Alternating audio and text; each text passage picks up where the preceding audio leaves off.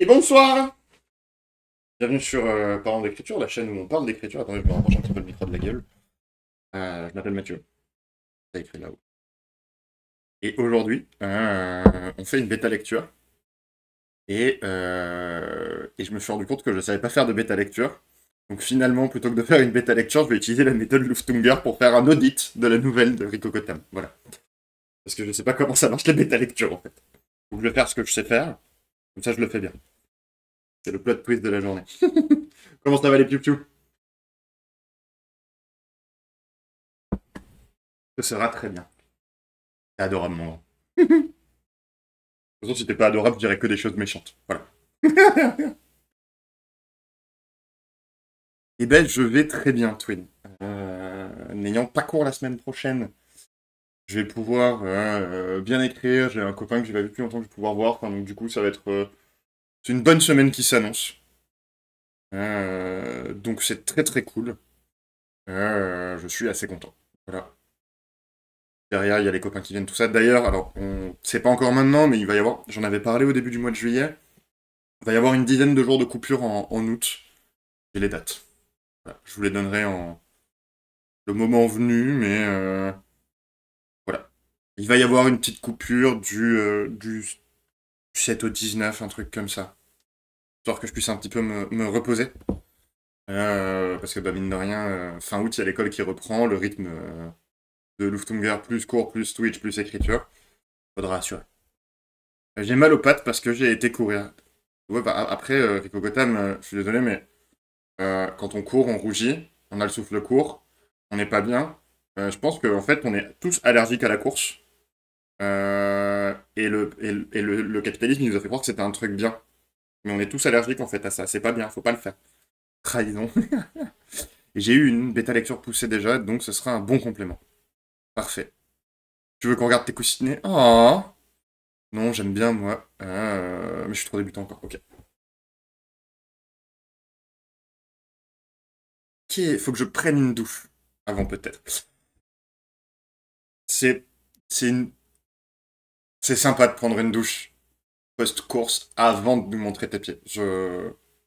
Nous t'en remercions tous, les cocotam.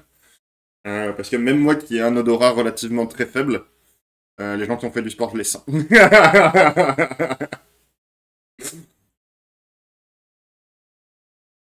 Ok. Euh, Est-ce que ça vous dit qu'on s'y mette tranquillement? Parce que Rico est là, on est quelques-uns, on est contents. En fonction de comment ça se passe, je chercherai d'autres bêta lectures pour la suite. Donc je vais ouvrir mes notes avant de passer sur vous montrer le texte en lui-même. Petite question pour Rico. Est-ce que ça te dérange si si je mets la vidéo sur ma chaîne YouTube après? Vraie question. Euh, je te demande avant de faire. Pas du tout. Cool. Euh, merci. Si t'avais dit que ça te dérangeait, j'aurais éteint le stream. Voilà, je vais être honnête avec toi. Mais du coup, pas la peine. Ok. Euh, Avant de rentrer dans l'audit lui-même, pour vous faire un petit point, avec le Luft, donc enfin avec le Luftunger, on propose des audits de manuscrits, qui en gros sont une étude du texte par et pour lui-même, selon normalement 6 axes. J'en ai fusionné 2 parce qu'à l'écrit ça a du sens, mais à l'oral c'est vraiment très similaire. Ces axes, on va voir en premier temps, bon, on va avoir toute une partie un peu générale, le résumé, le concept, mon avis, tout ça. On va voir la technique et le style, en gros le texte pour et par lui-même, la forme du texte. On va voir les personnages, l'intrigue, la structure. La structure, au contraire de l'intrigue, c'est le récit. C'est qu'est-ce qu'il se passe dans l'histoire, et la structure, c'est comment est-ce que cette histoire est apportée. Et j'aurais quelques propositions à faire de ce côté-là, puisque, si je ne dis pas de bêtises, Rico, tu m'avais dit que tu savais déjà comment modifier ta nouvelle pour qu'elle fonctionne mieux. Et je me suis dit que j'allais essayer de trouver des idées qui n'avaient pas forcément été proposées. À ce moment-là. En sachant que je n'ai pas lu la bêta lecture en question, donc je vais peut-être dire exactement ce qui a déjà été dit à Rico, et je ne servirai à rien. Mais je le vis bien, je le vis bien. Vous savez, je sais pas, mais j'ai des idées en tout cas. Voilà, c'est ce que. Donc l'intrigue, la structure, et en dernier, on va parler du world building, l'univers, comment il est amené, etc., etc. De quoi, qu'est-ce que c'est comme univers, tout ça. Euh, Voilà. Donc, Notre nouvelle, hein, la nouvelle de notre cher Rico s'appelle Voyage en pénible. Donc déjà, il est à noter que, mec, le titre, il est vraiment cool. C'est vraiment très très stylé comme titre, j'aime beaucoup. Alors, je me suis pris quelques notes au début un peu plus écrites parce que les résumés, tout ça, je sais pas les inventer.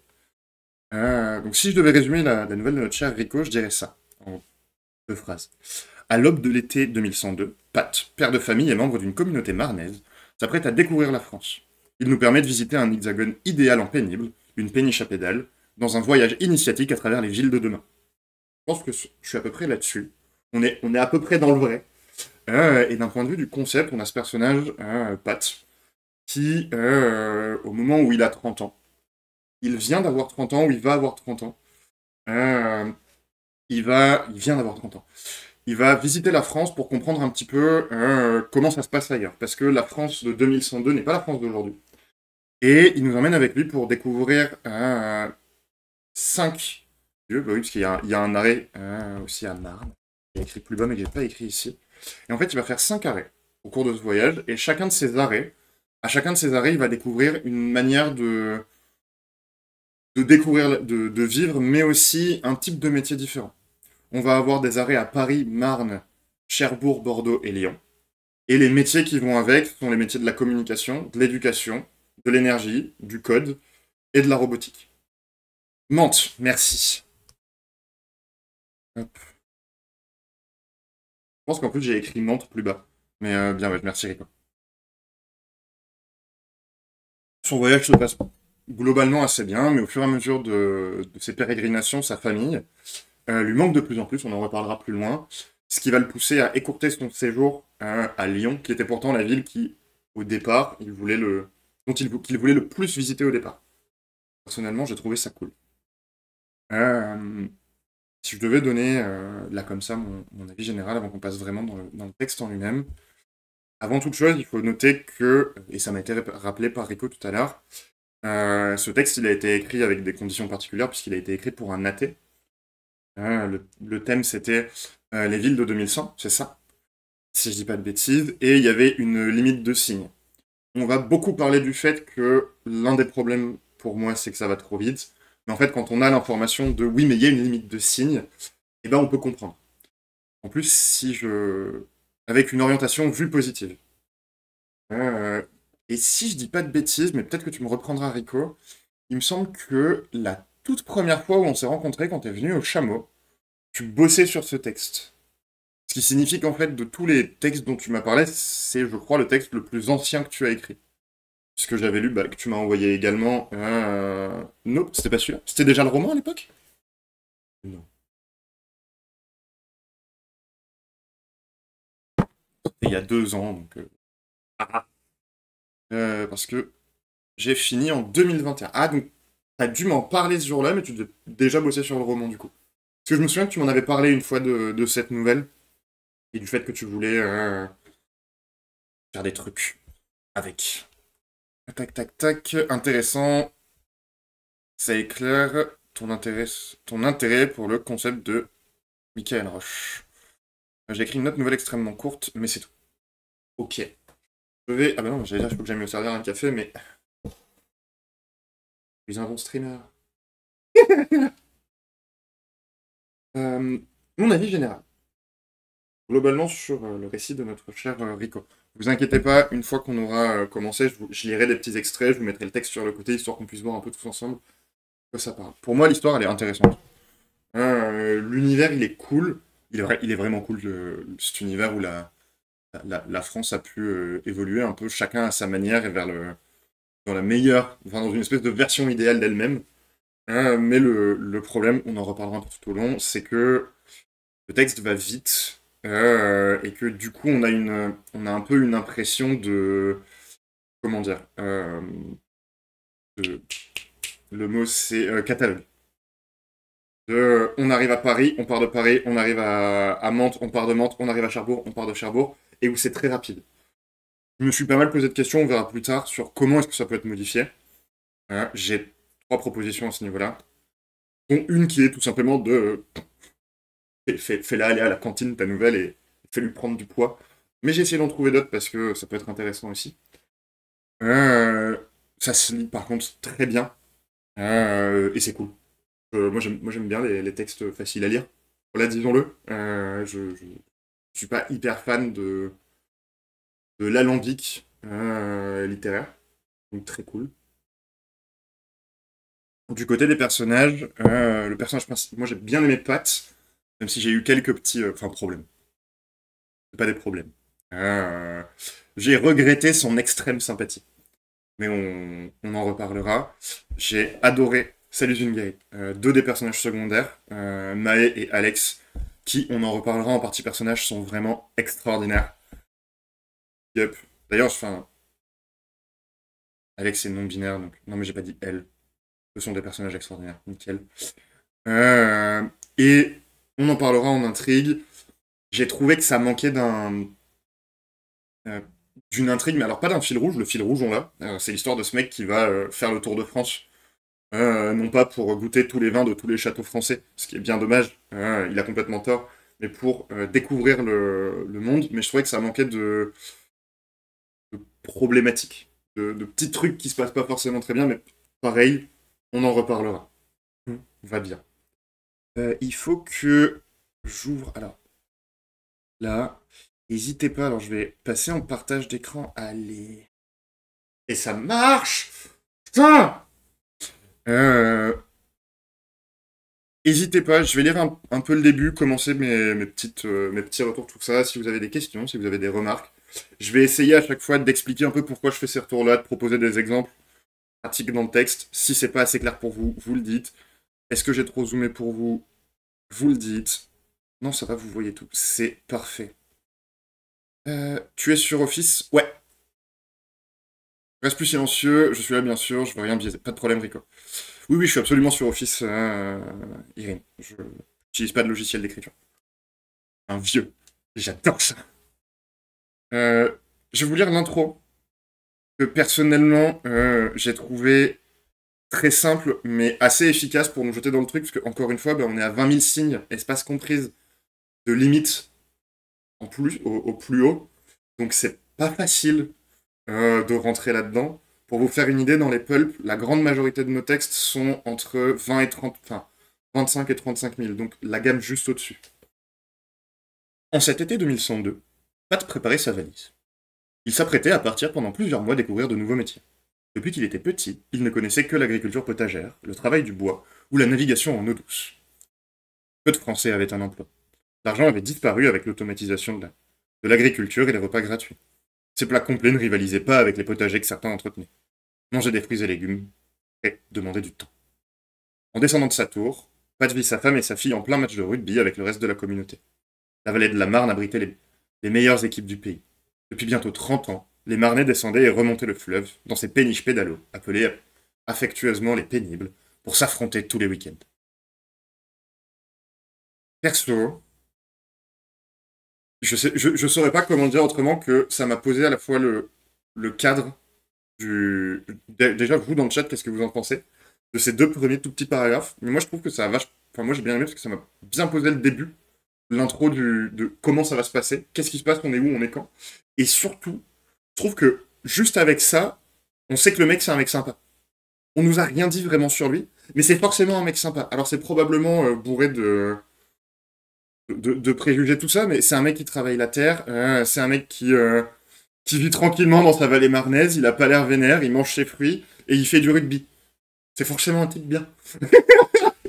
Je... J'ai bien aimé. Voilà. Le temps est bien choisi, l'univers a un bon début. Je suis assez d'accord.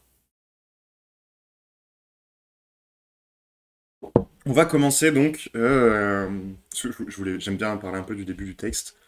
On va commencer la partie technique. Je vous laisse le texte là, on glissera au fur et à mesure. Donc, quelques tips de forme. Euh, Ce que j'appelle les tips de forme, c'est des choses qui sont pas hyper. Qui sont pas nécessairement hyper importantes ou qui vont pas forcément faire qu'on n'est pas sélectionné, mais qui sont des détails qui peuvent être bien de voir. Alors, là sur le texte, on est. Vu que c'est la version Word que tu m'as envoyé, c'est plus le cas. Mais sur le PDF que tu m'as envoyé, j'ai l'impression que les dialogues étaient avec des puces automatiques. C'est à éviter. C'est un peu la norme du côté de chez nous. Évite les puces. Voilà. C'est pas hyper compliqué, ça peut se programmer d'annuler les puces automatiquement.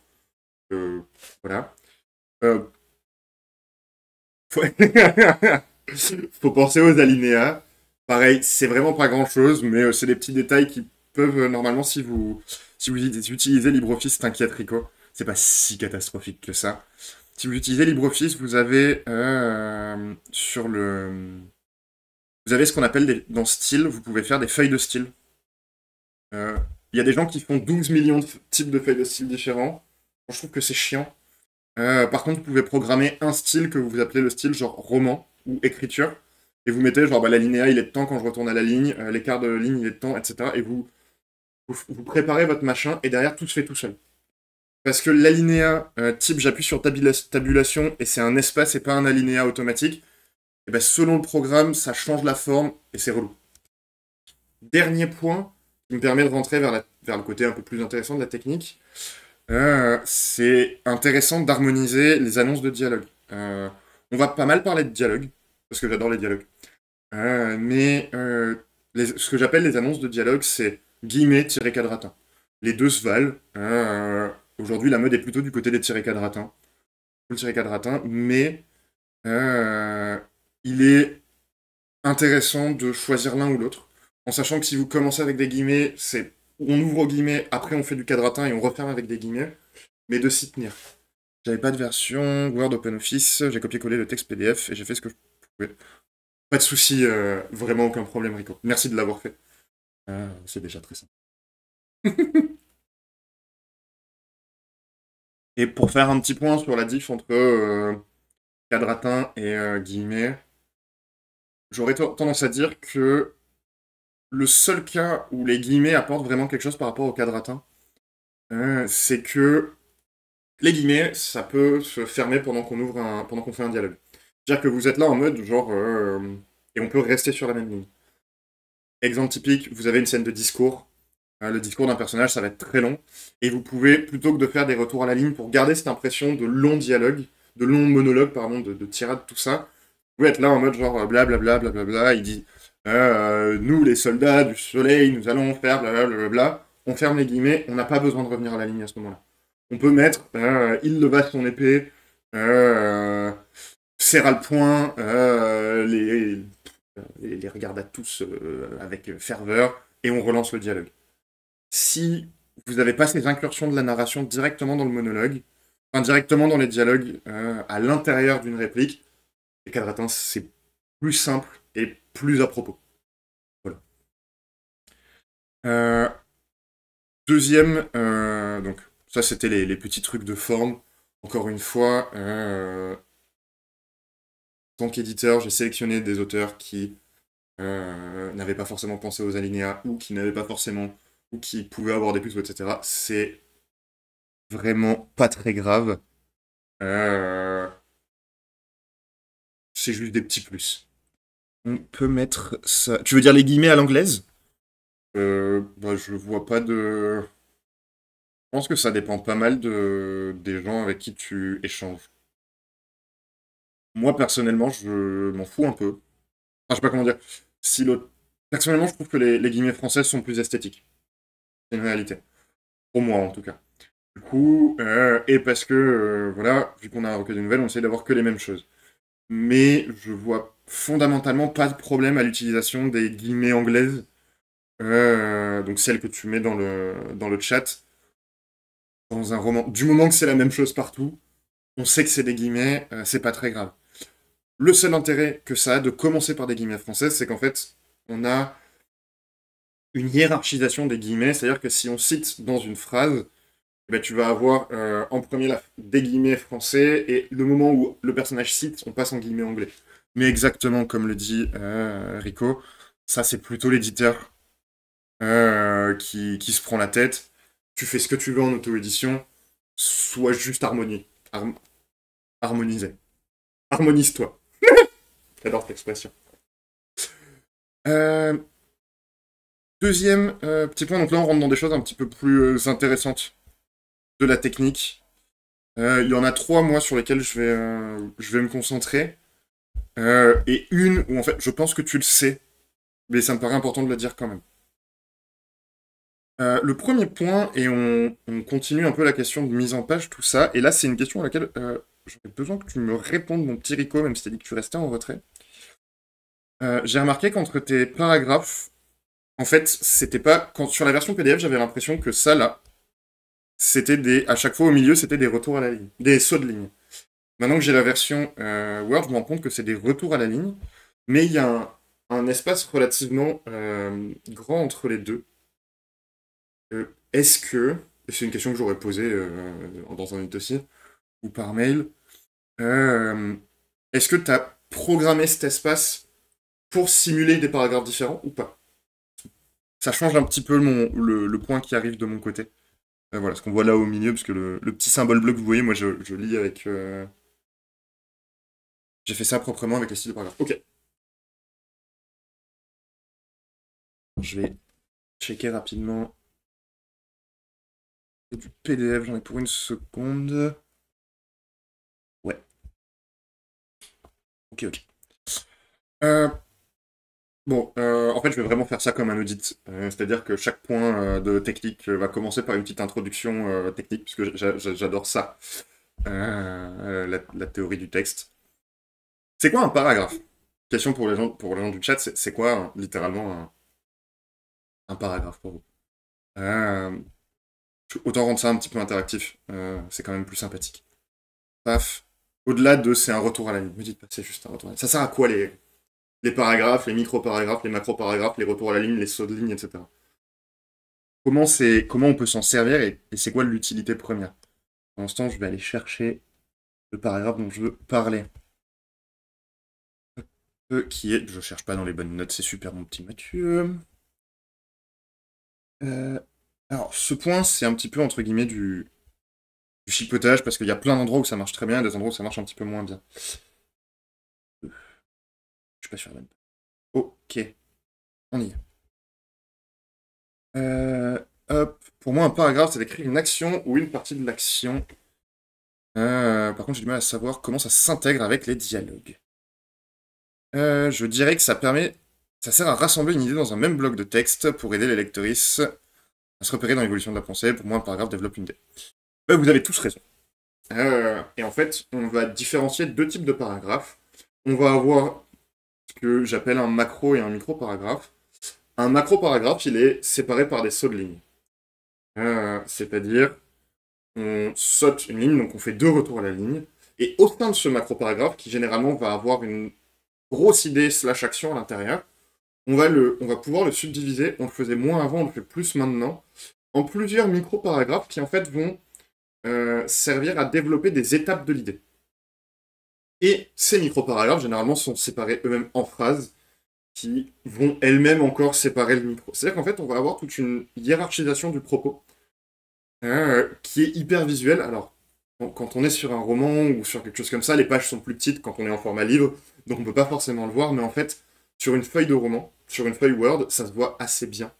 Parce qu'on va avoir des micro-paragraphes plus ou moins longs qui s'enchâssent les uns dans les autres. Si j'en parle, c'est parce que bon, moi j'ai du mal avec les gros paragraphes. Et attention, là j'en parle, je titille littéralement Rico parce que en soi ces paragraphes fonctionnent très bien. Il y en a juste un ou deux et j'étais en mode genre, c'est un peu long mon Rico là quand même. Parce que je suis là pour ça. Je suis là pour être chiant, mais bienveillant en proposant des choses. Faire de mon mieux. Ce qu'on peut faire du coup, c'est que et ça me va bien. Ce que je propose, en fait, moi, généralement, c'est de... Donc, je vais un petit peu triturer le texte en même temps. Hop. C'est qu'en gros, là, on a... là, c'est des retours à la ligne. On va partir du postulat que c'est des sauts de ligne. Pour vraiment montrer, c'est un paragraphe à part entière. On a... Donc, je vais le lire.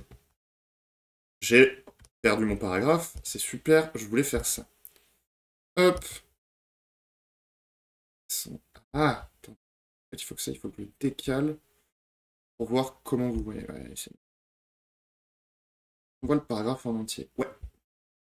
Je vais vous le lire en entier, et après je vais vous proposer, enfin comment moi je proposerais, en sachant qu'en fait du coup, avec ce que je propose, normalement on va avoir une structuration légèrement différente, mais qui, j'ai choisi ce paragraphe-là exprès, ne nécessitera pas de réécriture à proprement parler. Euh, pour information, on a à ce moment-là du récit, Pat vient d'arriver à Paris, ou est déjà arrivé à Paris, et c'est sa première escale dans laquelle il va découvrir les métiers de la radio. Et à travers eux, plus généralement, les métiers de la communication. Pat prit un vélo pour se rendre à la maison de la radio, qui regroupait aujourd'hui les activités de l'audiovisuel parisien. Avec quelques autres instituts du territoire, la maison de la radio formait des citoyens pour les aider à documenter la vie française du XXIIe siècle. Dans sa tour, il y avait quelques vieux qui savaient encore se servir de tous ces outils, mais cela n'intéressait plus grand monde. Pendant une semaine, Pat apprit à manipuler les caméras, découvrir les logiciels de montage et réalisa son premier reportage. Pour cette première production, Pat décida de documenter les différences de vie entre sa tour et Paris. Bien qu'ayant l'habitude de Paris, il n'avait jamais eu l'occasion d'y vivre. Les Marnais habitaient d'anciens lotissements qu'il s'efforçait de maintenir en bon état, ou construisaient des maisons en bois. Sur Paris, c'était très différent. Les immeubles haussmanniens servaient de tours aux habitants, qu'ils appelaient des carrés. Pour compenser les routes omniprésentes, on retrouvait au cœur des carrés des bouts de terre cultivés. Depuis sa naissance, Pat vivait en communauté assez large, bien que sa famille soit plutôt petite. Les anciens appartements n'appartenaient à personne. À Paris, environ la moitié des appartements étaient privés, et les parties communes consistaient souvent en une très grande cuisine ou des salons de discussion. C'était étrange pour un Marnais, mais il trouva cette différence intéressante à documenter. Voilà, c'était la lecture. Un très bon paragraphe qui nous pose bien comment ça se... Enfin, la vie à Paris en elle-même. Euh, si... Hop... Alors attendez, c'est moi, il faut que je m'avance un peu parce que je commence à devenir vieux et aveugle. Euh, ce paragraphe fonctionne en soi très bien en un bloc. Aujourd'hui, vu qu'on a tendance à diviser, enfin, à avoir des paragraphes un petit peu plus courts, moi j'aurais tendance à proposer de... Alors, je... là vous voyez ce petit symbole, normalement, selon comment vous faites vos styles, parce que j'ai fait Shift-Entrée, en gros, c'est ce qui fait que là c'est collé, et d'un point de vue strict, du coup, en fait, on est toujours dans le même paragraphe, parce qu'il n'y a pas eu cette espèce de gros retour à la ligne comme on a au-dessus, mais on a des moments de respiration. Pourquoi je propose de couper ici en premier? Parce que là, on a un peu une contextualisation de qu'est-ce qui va se passer. Ici, clac, clac, clac, clac, clac. Alors attendez, que je me souvienne, je me suis dit que j'allais pas noter tout ce que j'allais dire pour éviter de tomber dans de la lecture facile. Hop, hop, hop, hop, hop, hop. Penser de maintenir... Hop.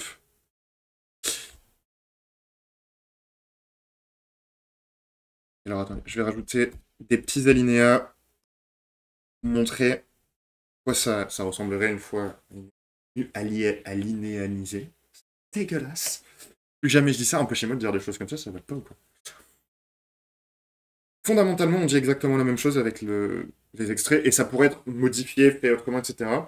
Mais avec un paragraphe qui est un petit peu plus aéré, mais qui quand même fonctionne comme un paragraphe unique, on hiérarchise un peu plus l'idée pour le lecteur. Là, je m'en bats les couilles des éditeurs, c'est vraiment pour le lecteur.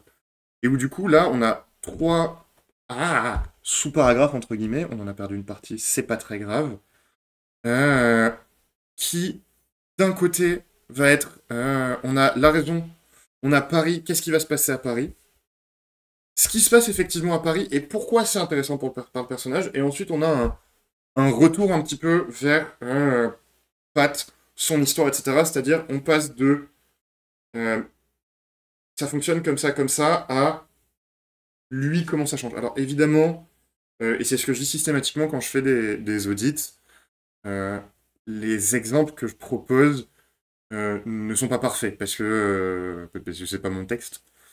Moi, je peux proposer des exemples libre à l'auteur et aux gens l'auteur en règle générale, parce qu'il n'y a que l'auteur qui retravaille sur son texte, en fait, finalement, de trouver les endroits les plus à propos selon lui. Mais en tout cas, on se retrouve là avec quelque chose qui est un petit peu plus aéré, et qui, encore une fois, je casse les pieds sur les petites choses, permet de la fluidité, et quand on a un lecteur comme moi qui est toujours un petit peu impressionné par les paragraphes longs, par les phrases longues, en mode genre, ah, quand est-ce que je respire? Eh ben, c'est facile. La vie à Paris et la raison de l'intérêt pour le personnage, je trouve que ça s'emboîte assez bien. Je suis complètement d'accord avec toi. Mon petit twin. Hop, hop, hop, hop, hop. Hop, deuxième petit point pour la technique qui concerne donc là les deux prochains. Le prochain point, on va revenir vers les dialogues, on en parlait un petit peu plus tôt. J'ai regretté. Alors, finalement, on n'a que deux dialogues dans la nouvelle. Euh, le premier dialogue, il est entre Pat et sa femme, Charlie, qui est juste ici devant vous. Et le deuxième, c'est un dialogue avec Mae, personnage dont on parlera un peu plus tard, qui se passe page 3. Les autres échanges, ouais, deux avec Mae. Les autres échanges sont finalement une phrase de quelqu'un, et puis on avance, il n'y a pas vraiment d'autres dialogues, ce qui fonctionne, enfin, il y a zéro problème avec ça. Disons-le. Euh, j'ai trouvé dommage. On est sur un texte qui est très court. Quand on est sur un texte qui est très court, alors attendez, en fait moi je mets des trucs devant moi, mais est-ce que vous voyez? Vous, vous voyez. Quand on est sur un texte qui est court, l'une des difficultés, j'ai pas ouvert la bonne chose pour moi, c'est de réussir à avoir une caractérisation des personnages qui soit assez efficace pour que, d'une part, on transmette ce qu'on a envie de transmettre, et de l'autre, on arrive à laisser une place au lecteur. Si on fait partie d'ailleurs des lecteurs enfin des auteurs qui laissent une place au lecteur, parce il y a certains auteurs qui veulent que tout soit exactement comme ils le voient et l'entendent, et dans ce cas-là, il faut aller encore plus loin que ce que je vais proposer là. Moi, je suis plutôt de la team, donnons un peu suffisamment de détails pour que le lecteur y superpose une personne dessus. Exactement comme le point précédent, ce que je vais dire là, pour le premier échange, ça titille un peu. Là, enfin, je titille un peu. En soi, Pat et Moni, non, pas Moni, Pat et Charlie sont relativement bien caractérisés par les échanges, par ce qui se passe avant dans le récit. Il y a eu un début de match de rugby, il y a eu des éclats de rire, etc. Donc on les imagine à peu près, on les superpose à des gens qu'on connaît, sans trop de problèmes. On a un dialogue qui est finalement assez court, que j'ai trouvé d'ailleurs très bien mené. Notamment cette réplique que je lirai un petit peu plus tard, quand je parlerai de Charlie et Moni. Euh, et que vous pouvez lire maintenant, c'est juste que je vous la lirai le moment venu, quand moi j'ai décidé que je la lirais. Voilà. J'ai trouvé dommage, vu qu'on est sur un moment qui est un petit peu... c'est un moment qui est relativement intense. Pat va partir, c'est la première fois, finalement, qui... Bon, en tout cas, on a l'impression que c'est la... Si je dis pas de bêtises, c'est la première fois qu'il part de sa famille. Enfin, peut-être qu'il est déjà parti quelques jours, quelques semaines, mais là, il va partir pour 4 à 6 mois. Euh, et on a pas mal de caractérisation de ce qu'ils font avant. Et j'aurais bien aimé, potentiellement, dans l'un des échanges, euh, peut-être du côté de Charlie plutôt, avoir quelque part ici une information, comme tu le fais un peu plus haut, quand tu parles de... Elle est où? Lui dit Charlie avec son air charmeur. Quelques informations de comment est-ce qu'elle dit les choses. Parce que c'est... Bon, je vais la lire maintenant, en fait, là. Je la relirai plus tard, c'est pas grave, on s'en fout. Euh, ils... euh, ils ont un échange avant le départ. Et Pat est en mode, oui, non, mais enfin, j'ai envie de découvrir le pays, il faut que je parte. Tu comprends pas, mais bon, voilà. Et sa compagne, qui a une quinzaine d'années de plus que lui dit, si je te comprends, j'ai eu ces envies à ton âge, mais j'espérais que toi aussi, tu laisses ces aventures au stade de fantasme. Aujourd'hui, j'ai 45 ans et j'aime t'entendre t'allonger dans ton hamac. Même tes ronflements vont me manquer. Notre fille est en pleine adolescence. Je ne veux pas que tu rates ça. Euh, c'est simple, c'est efficace et c'est plutôt très humain. Et c'est plutôt mignon parce que quand on en arrive au stade de tes ronflements vont me manquer, c'est qu'on est vraiment amoureux de la personne en face de nous, je pense. Vous me dites si j'ai tort. Euh, j'ai trouvé dommage qu'on n'ait pas eu une information peut-être d'un regard, d'une pause, enfin un petit détail qui nous, nous montre un peu plus comment Charlie, enfin, pardon, oui, Charlie, se, dans quelle situation, état, qu'est-ce qu'elle transmet de manière non verbale à son compagnon à ce moment-là. Euh, Et dans le cadre de l'échange avec Mae, est-ce que j'avais dit qu'il fallait que je dise des trucs sur cet échange? Moi, je suis là, pas en cacahuète, mais il faut que je vérifie que j'avais des choses à dire quand même. Page 3, plop, plop, plop, euh. Oui, mais voilà.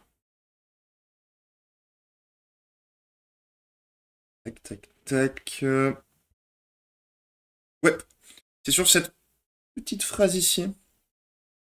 J'avais deviné à ton accent que tu venais de la Marne. Je me souvenais de se parler quand j'ai fait mon voyage il y a quelques années. Dans le coin, on n'est pas trop communauté comme vous. Les historiens que j'ai rencontrés m'ont expliqué que l'immigration du XXe siècle avait mélangé les cultures et avait conduit à cette vie en communauté. On est resté traditionnel. Les petits villages sont légion et les villes sont très individualistes. J'ai choisi une vie d'entre-deux. Je vis à la centrale pour ne pas avoir à pédaler tous les jours, mais je rentre régulièrement en ville, voir ma femme et ma fille. Ma famille et ma femme, pardon.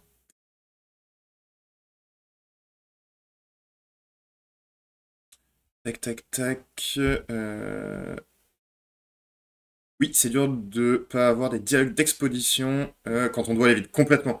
C'est, encore une fois, c'est vrai qu'il faut que je rappelle, je propose de rajouter plein de choses parce que maintenant, il n'y a plus cette limite de 20 000 signes. C'est bien de me le rappeler, les petits chats. C'est efficace, elle lui dit pas d'arrêter, mais elle lui fait sentir. Je suis pas exactement d'accord avec toi, Irine, et je reviens sur Maë après. Je dirais pas qu'elle lui fait sentir euh, qu'elle veut qu'il l'arrête. Je dirais plutôt que euh, elle lui fait sentir qu'elle a un espèce de... C'est pas maintenant. Euh, c'est... elle a réussi à passer à autre chose, elle a réussi à le contourner, et en fait, c'est plus une... Pas tant qu'elle veut pas qu'elle le fasse, c'est presque une incompréhension de... Il faut que tu le fasses, alors fais-le, mais je comprends pas pourquoi il faut que tu le fasses. Je pensais que comme moi, ça passerait. Voilà. Il restait... Ouais, c'est ça, 350 signes environ. Et bah, ça se fait, tu supprimes les espaces et c'est ok. Mais je suis d'accord avec tout ce que tu dis, c'est intéressant. Cool. Dans le cadre de Mae, bah, on en revient un petit peu à... Hop, hop, hop, hop, et j'ai perdu mon ma phrase. Elle est là. À ce qui se passait un peu plus tôt, d'autant que l'échange se continue après avec Pat qui dit qu'il avoue être surpris par l'existence des auberges. Euh, j'ai trouvé dommage que dans cette diatribe, parce que l'échange qu'il y a avant entre Mae, Jérôme, donc un collègue de Mae. Non, pas un collègue de Mae. Pas du tout le mec de l'auberge. J'ai oublié qui était Jérôme, je me suis perdu. Putain, Mathieu, tu fais chier. Voilà, entre Mae, Jérôme et Pat, a pas besoin de caractérisation parce qu'on sent qu'ils sont tous hyper chauds. Enfin, Mae et Jérôme, on le sent chaud. Ils sont à fond dans leur débat. Et Pat, il est en mode genre, c'est quoi, c'est fou. Mais pas c'est quoi, c'est fou de manière négative, plus de manière, ok, ils ont l'air de bien s'amuser. On a une pause, on passe au lendemain matin. Et du coup, ça aurait été sympa dans cette tirade d'avoir quelques petits éléments en plus. euh, qui pourraient être d'ailleurs soit d'un côté, qui pourraient être des informations sur la manière dont c'est dit, mais qui pourraient aussi être des informations de euh, ils sont à vélo, ils lui posent des questions, et potentiellement, alors c'est toujours comme ça dans les livres, on s'arrange pour que les choses se passent comme on veut, mais elle parle des petits villages qui sont légions et des villes qui sont très individualistes. Et du coin de l'œil, Pat voit une vallée avec une grande ville dans le fond. Alors, potentiellement, là où ils sont, c'est pas comme ça que ça se passe parce que j'ai aucune connaissance géographique. Mais il voit une ville dans le fond et sur les hauteurs, plein de petits villages. Et où, à travers une phrase, il voit l'expression de ce qui est dit incarné directement dans la description. Enfin, on a l'idée. Un petit truc. Voilà. Qui permettrait de rajouter des petits détails à droite à gauche. Parce que, et j'en parlerai dans la partie world building, on sent que l'univers est hyper vaste Et du coup, on est un peu en mode, et encore une fois, on a les limitations en mode genre, on en veut plus. On en veut plus. Voilà. Ça, c'était pour le non-verbal. Ça peut aussi être, si on n'est pas sûr du côté d'une description, Pat qui perçoit une certaine fierté dans cette hybridité qu'il existe dans la région quand Mayan parle. Et où du coup, on est plus sur ce que l'autre personnage fait, mais comment ce personnage est perçu par celui qui l'écoute. Ce qui est aussi très très cool, parce que ça permettrait de caractériser un petit peu plus Pat. Avançons. Euh, le dernier point technique, j'aimerais parler, qui potentiellement pourrait aider à raccourcir, si on était dans l'optique de on veut garder la même taille, qui pourrait aider à raccourcir certains aspects pour en rallonger d'autres, ce serait de jouer un peu plus avec les discours rapportés. Concrètement, les discours rapportés, c'est quoi? Je vous le dis après avoir fait pipi. C'est tu. À tout de suite. Ah.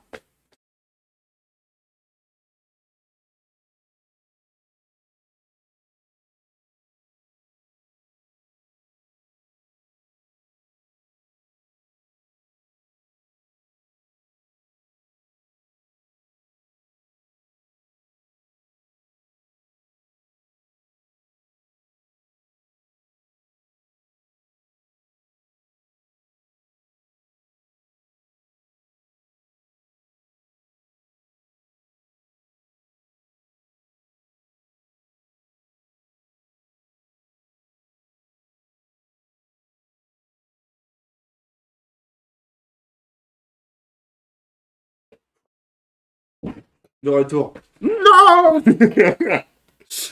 Les discours rapportés, alors vous trouverez plein de choses très intéressantes sur la question, notamment un article sur le site du Lufthansa Club.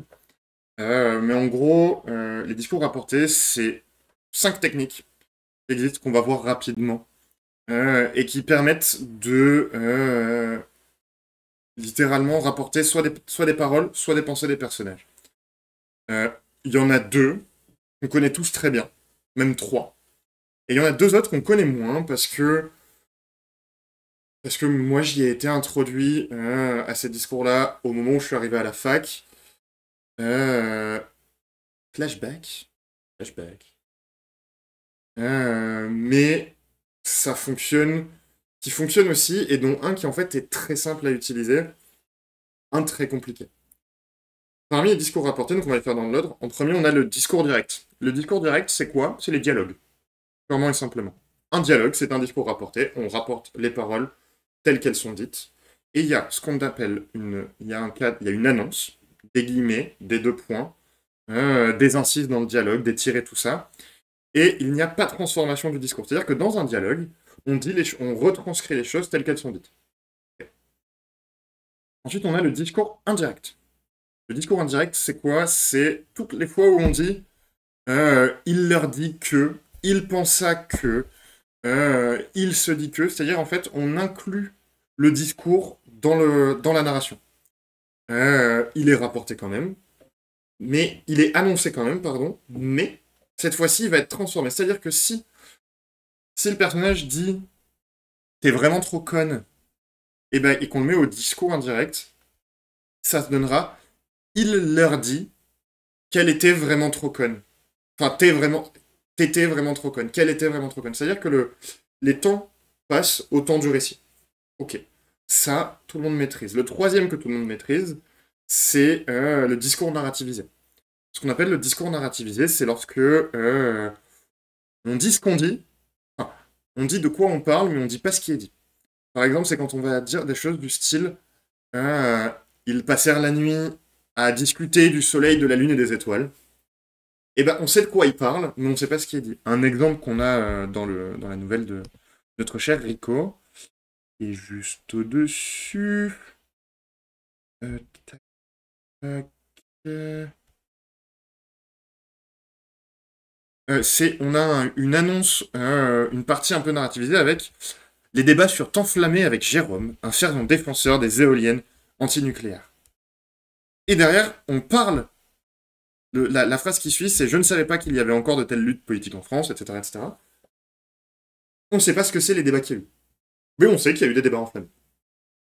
Le discours narrativisé, c'est ça. Ensuite, on a le discours indirect libre et le discours direct libre. Le discours direct libre, c'est très compliqué. C'est quand on a des pensées au présent dans un texte au passé, par exemple. C'est compliqué. Le discours indirect libre, par contre, c'est lorsqu'on n'annonce pas. Par exemple, on pourrait avoir quelque chose comme... Je réfléchisse. Il regardait l'affrontement. Putain, ils étaient vraiment trop forts, ces mecs. Exemple. On n'a pas d'annonce, il n'y a pas de il pensait que, etc. Mais par contre, en fait, vu qu'on a cette phrase qui apparaît directement dans la narration, eh ben, on a une présence très très forte des pensées et une intériorité qui est d'autant plus renforcée. Je pense, et c'est quelque chose que je vois assez souvent, que ton texte gagnerait. Et je me suis noté, c'est où je me suis dit l'exemple parfait. La fugue pour Bordeaux. Je pense que ce serait... Ton texte gagnerait vachement, et notamment le personnage de Pat, qui est entre guillemets narrateur omniprésent. Il est ce... Enfin, c'est pas lui le narrateur, mais c'est à travers lui qu'on narre et on est tout le temps fixé sur lui. La fugue de Bordeaux, Bordeaux, Bordeaux, Bordeaux. Plop, plop, plop. Mais on gagnerait en intériorité, en présence de personnages, en caractérisation. Un exemple, par exemple... Ah ici, on en reparlera un peu plus loin, euh, il, après 3 jours passés à Bordeaux, Pat est déçu. Et pour diverses raisons dont on parlera un peu plus loin, décide de s'enfuir. Enfin, de s'enfuir. Il s'enfuit pas vraiment, il a fait son stage et il s'en va, mais il s'en va de manière très... un peu comme un voleur, voilà. Et donc on a ce passage. Le hackathon qui s'annonçait pour la nuit ne faisait plus envie à Pat. Comme un adolescent, il décida de fuguer du Nexus, après un adieu discret aux amis qu'il s'était fait. Quand il vit un pénible de nuit partir pour Béziers, il sauta dedans et demanda à prendre les 2 premières rotations. Au plus grand bonheur de Celleux qui voulait dormir. En 4 heures de pédale, Pat épuisa son énergie et s'effondra en larmes dans les bras d'un homme, qui le rassura, à l'abri des échanges. Les cauchemars du Nexus s'intercalaient entre insomnie et l'abandon de Charlie et Moni. Cette nuit le calma si peu qu'il se précipita pour rejoindre un peloton de cyclistes pour Avignon. Ce passage est hyper intense. On commence à avoir une déconstruction un peu de ce qui se passe. Ça marche moins bien. Il est moins content, etc., etc. Je pense qu'on pourrait avoir à différents endroits ici des incursions directes, des pensées. Alors, il faut toujours un peu retravailler pour renforcer cette espèce de d'intensité du moment. On pourrait avoir... Alors, attendez. Ici, par exemple, comme un adolescent nana, après cette phrase, on pourrait avoir quelque chose de très simple, comme... toujours pareil, mes exemples que je trouve sur le tard sont pourris. Mais il était un truc du style, il était désolé, vraiment désolé, mais il fallait qu'il parte maintenant. C'est très simple, c'est très direct, mais on sent que c'est plus juste de la narration. Il y a quelque chose en plus qui se superpose. Soit les paroles, soit les pensées de Pat. Ça pourrait aussi arriver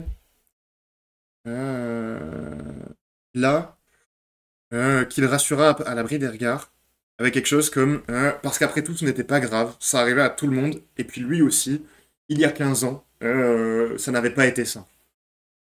Des tout petits bouts comme ça qui renforceraient un petit peu le truc et qui nous montreraient pas juste Pat de l'extérieur, parce que un des problèmes, mais toujours pareil, on a cette limite de temps, on a cette limite de temps, d'espace, pardon, qui bloque beaucoup.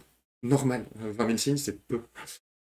Mais parfois, moi j'ai eu l'impression parfois que les choses étaient dites, ce que montrer, et du coup, ça peut permettre de le rajouter.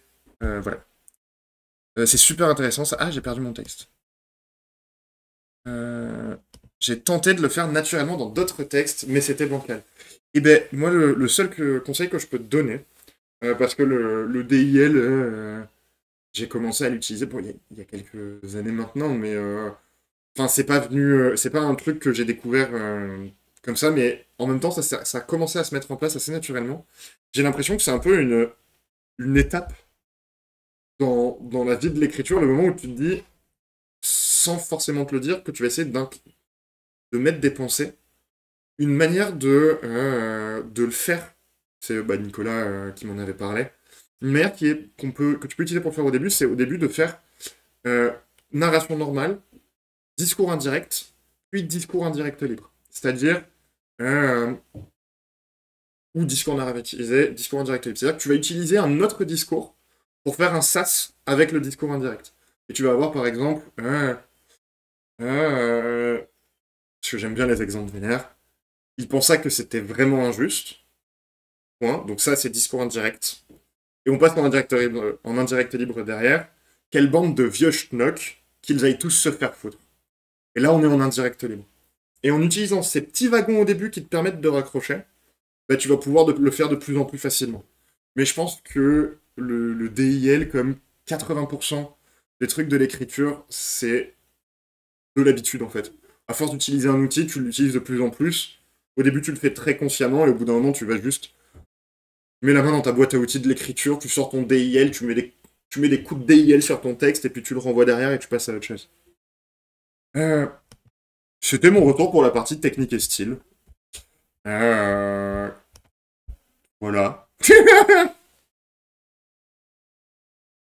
Je le fais assez souvent, je crois. Je connaissais juste pas le terme de discours indirect libre. Bah, ça, c'est les études. Très honnêtement, ça, c'est bah, les études de lettres, en étant passé par la case grammaire et stylistique que j'aimais énormément, et théorie littéraire, où en fait, bah, on nous apprenait ces techniques-là pour pouvoir les analyser dans les textes. Et il faut faire attention parce qu'il y a beaucoup de sites où on tombe sur des conseils qui sont pas tant tournés du côté. Enfin, il y a des très bonnes explications de comment ça fonctionne, mais souvent c'est plus tourné vers les lecteurs que vers les auteurs. Donc moi j'aurais tendance à dire, faut lire des trucs et essayer de se faire sa tambouille. Parce que de toute façon, enfin, les conseils qui marchent avec les uns marchent pas forcément avec les autres, etc. etc. Stoulier est toujours en train de dormir, c'est super. La partie technique est terminée. Dans l'ensemble, je te titille sur les petits trucs. Si je veux faire une conclusion de la partie technique, pour moi, les bases sont là. En fait, les petits trucs que je pointe du doigt, c'est juste des petites marches dont apparemment certaines que tu as déjà commencé à gravir par toi-même. Ce qui n'est pas étonnant, parce que ça fait quelques années qu'on se connaît, et bah, du coup, tu bosses sur l'écriture, et que l'écriture, c'est comme tout, ça se développe en travaillant. C'est-à-dire bah, comment on peut avancer et quels outils on peut essayer de découvrir. Ceci étant dit, je vous propose qu'on passe au personnage. Est-ce qu'on est bon? Est-ce qu'il y a des remarques? Est-ce qu'il y a des questions? Est-ce qu'il faut que j'aille me faire foutre? Comme déjà, je suis toujours partant pour aller me faire foutre, j'ai jamais dit non, mais... Non, si, j'ai déjà dit non. J'ai déjà dit non. On est bon? Allez, c'est parti. Les personnages. On va attaquer une partie qui a un peu plus le nom... un nom qui veut dire ce dont on va parler. On va parler de personnages, on va parler de Pat en premier, et ensuite des autres personnages. Fin de phrase. Pat, c'est qui? C'est le protagoniste. C'est un personnage qui est sympa. On l'imagine doté d'une bonhomie légendaire. Vraiment. Euh, pour moi, il est vraiment cool, et le fait qu'il n'ait pas de... Il y a un espèce de double jeu assez marrant, où le fait que ce soit un mec sympa permet de découvrir la France de manière... bah, vraiment en mode road trip. Voilà. C'est pas un road trip entre copains, mais il y a quand même un côté un peu, on va d'endroit en endroit pour des raisons très sérieuses, mais on va quand même passer un bon moment. Euh, j'ai trouvé que ça manquait parfois un petit peu d'intériorité, mais ça se raccroche avec ce dont je parlais du DIL plus tôt, donc je vais pas aller plus loin. Et on en reparlera en partie intrigue, mais pour moi il manque des petits trucs dans l'intrigue. L'une des possibilités, ce serait que Pat ait une évolution à travers ce récit. Bon, il réalise des choses, il réalise que sa famille va lui manquer, etc. On en parle juste après. Mais qu'il y ait des petits détails potentiellement, des choses qu'il apprend au cours de ce voyage, qu'il réinvestit au fur et à mesure du voyage, ou alors ou que pendant le voyage, il se dit, ah putain, mais je dis une connerie, mais on pourrait trop faire ça dans la tour, etc. Bref, des petits machins comme ça, pour que il nous donne pas juste l'impression d'attendre que sa famille lui manque pour rentrer. Bon, il est cool, Pat. Il est cool, voilà. Et ceci étant dit, je trouve par contre que le fait qu'il écourte son voyage, oui, moi je spoil le tout pour les gens qui n'ont pas lu les nouvelles, je m'en bats les couilles. Je suis là pour ça. Je trouve que le fait qu'il écourte son voyage pour retrouver sa famille, c'était très intelligent et très élégant de ta part. Pourquoi? Parce que, déjà, comme on disait un peu plus tôt, le monsieur, il a toujours vécu dans la Marne. Il dit qu'il est déjà allé à Paris, mais qu'il n'y a jamais vraiment vécu tout ça. Il a toujours été dans la Marne. Il a toujours été avec sa... Ça, c'est la Marne, je dis pas de la merde. Il a toujours été avec sa famille. Et du coup, ouais, forcément, 4 mois loin de la famille, ça peut peser. Et en plus de ça, ça met en avant un message que je trouve hyper élégant de... Et c'est pas pour autant que ça fait de lui quelqu'un de moins bien que les autres. Il a quand même fait quasiment tout son voyage, alors ouais, il a fait que 3 jours à Lyon. Ok. Bah c'est pas grave en fait. La vie elle avance, ses objectifs ils sont ailleurs. Et, euh, et j'ai bien aimé qu'on n'ait pas ce côté un peu jusqu'au boutiste qu'on a parfois dans les trucs de... Et en fait, il s'est fait violence, et finalement dans la violence... Non! C'est bon, flemme. Flemme des efforts, il en a fait, il a découvert plein de choses. C'est un peu triste parce que c'est vraiment ce qui se passe à Lyon qui l'intéressait le plus à la base, mais bah c'est pas grave. Ça veut pas dire qu'il aura pas l'occasion d'y retourner plus tard. Donc ça, j'ai trouvé ça cool. Pour notre petit Pat. Euh, on va parler un petit peu personnage secondaire. Alors, vous allez voir, les parties maintenant vont être un petit peu plus rapides parce que j'ai moins besoin d'introduire euh, les, euh, les concepts, etc. Charlie et Moni. Charlie et Moni, donc on en a parlé au début, c'est la mère et la fille de la mère et la fille. Pas du tout, pardon. Parce que si Charlie c'est la mère, c'est aussi la femme et du coup c'est compliqué. J'ai une info à partager sur Pat, mais je peux attendre la fin de la séquence si tu préfères. Je veux bien qu'on attende la fin des personnages. Si ça te dérange pas, mon Rico. Comme ça, on a tout le tableau. Et tu envoies à ce moment-là. Et tu me dis que j'ai tout faux et que j'ai rien compris. Euh, Charlie, donc ce n'est pas la mère, c'est la femme. Parce que si c'est la mère et aussi la femme, c'est un peu dérangeant. Euh, j'ai bien aimé parce que c'est donc des personnages qui sont centrales, mais finalement très peu présentes. Elles sont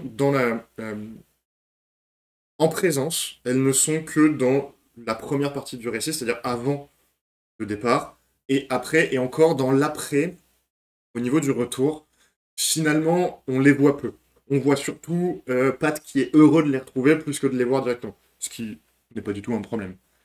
Et pourtant, elles ont une importance qui est capitale, puisque peu à peu, le manque va s'installer. J'ai trouvé un petit peu dommage, on en reparle en intrigue ou en structure, je sais plus. Que ce soit pas un petit peu plus des petites touches à gauche à droite qui grossissent. Mais en tout cas, on a une ou deux occurrences avant que vraiment ça lâche. Deux, je pense, Cherbourg-Bordeaux. Ouais, c'est ça. Et où du coup ça fonctionne bien. Elles sont pas là, mais en même temps elles sont sa famille, donc elles sont là. Donc fun. On arrive à mes deux MVP, parce que je les aime d'un amour infini. Après moi, de toute façon, mes personnages préférés, c'est jamais les personnages principaux. Fin de phrase. Je vais commencer par... Je vais en parler dans l'ordre du texte. Du coup, je vais parler en premier de Maë et ensuite d'Alex. Ça, c'est plus simple. Maë, je vais vous dire ça... Je vais vous expliquer la première vision qu'on a de Maë. Je vais vous la lire. Et vous allez comprendre pourquoi Maë, elle est trop cool.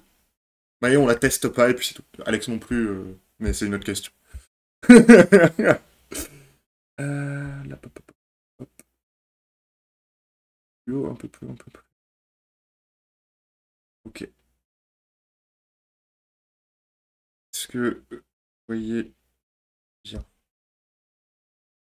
Ouais. Tac, tac, tac. Donc, Pat, après Paris, est passé à Cherbourg, où il est resté pas très longtemps. Notamment, il a fait un petit peu de... Il a un petit peu... Il a donné des petits cours, des cours à des enfants. Il a bossé avec un instit. Voilà. Mantes, pardon. Putain, mais ça veut pas rentrer, hein, Rico. C'est dingue. Donc il était à Mantes, puisque là, ça se passe à Cherbourg. Oh là là. Relou, Mathieu. Euh, et il arrive à Cherbourg pour découvrir les métiers de l'énergie. Et il me semble que l'arrêt à Cherbourg est mentionné dès Paris. Euh, à son arrivée à l'auberge, pour aider à la préparation du dîner, Pat fut accueilli par Mae, l'ingénieur nucléaire, qui lui apprendrait les métiers de l'énergie. Salut Pat, je viens dormir à l'auberge ce soir pour qu'on puisse partir au plus tôt demain. Jérôme m'a annoncé le repas. Tu vas te régaler à découvrir nos spécialités. On va commencer la semaine par du travail pas trop physique pour que tu récupères de ton trajet. Mais à partir de mercredi, ça va chauffer. Pat passa une soirée très animée. Il découvrit que Mae n'était pas seulement ingénieur, mais une véritable leader politique. Les débats furent enflammés avec Jérôme, un fervent défenseur des éoliennes antinucléaires. Et antinucléaires. La meuf a l'air trop cool. D'ailleurs, c'est pas une meuf. Dans ma tête. Une véritable leader. Ok, c'est bon. Euh, J'ai beaucoup aimé ce perso. Je saurais pas. C'est à la fin de l'extrait qu'on l'apprend, ouais. Euh, je saurais pas expliquer. Elle est cool. Elle est là, elle fait son bail.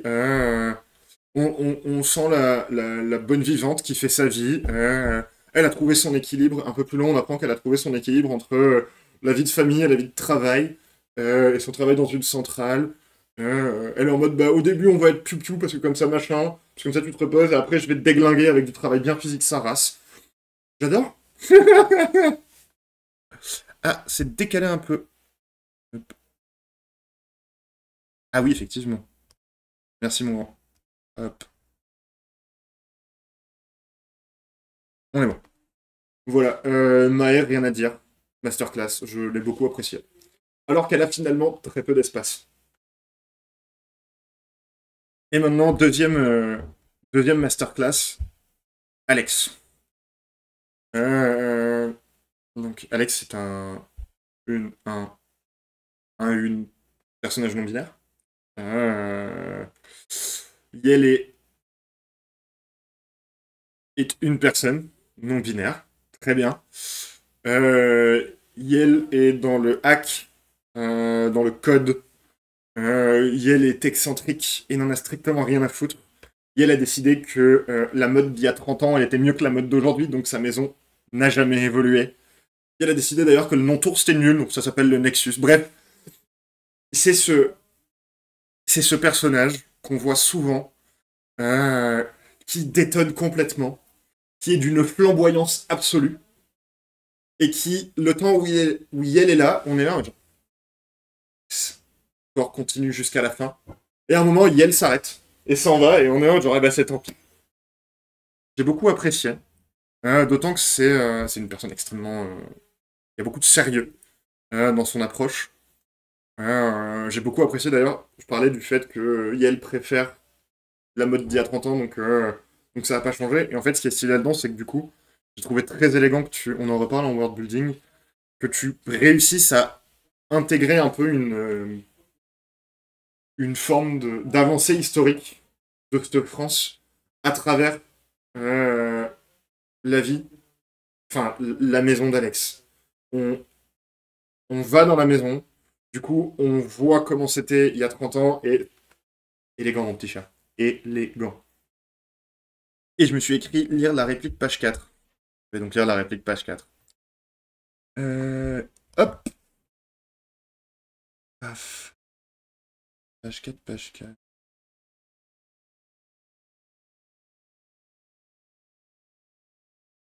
Ah oui, mais c'était page 4 du PDF, mais je vois laquelle c'est.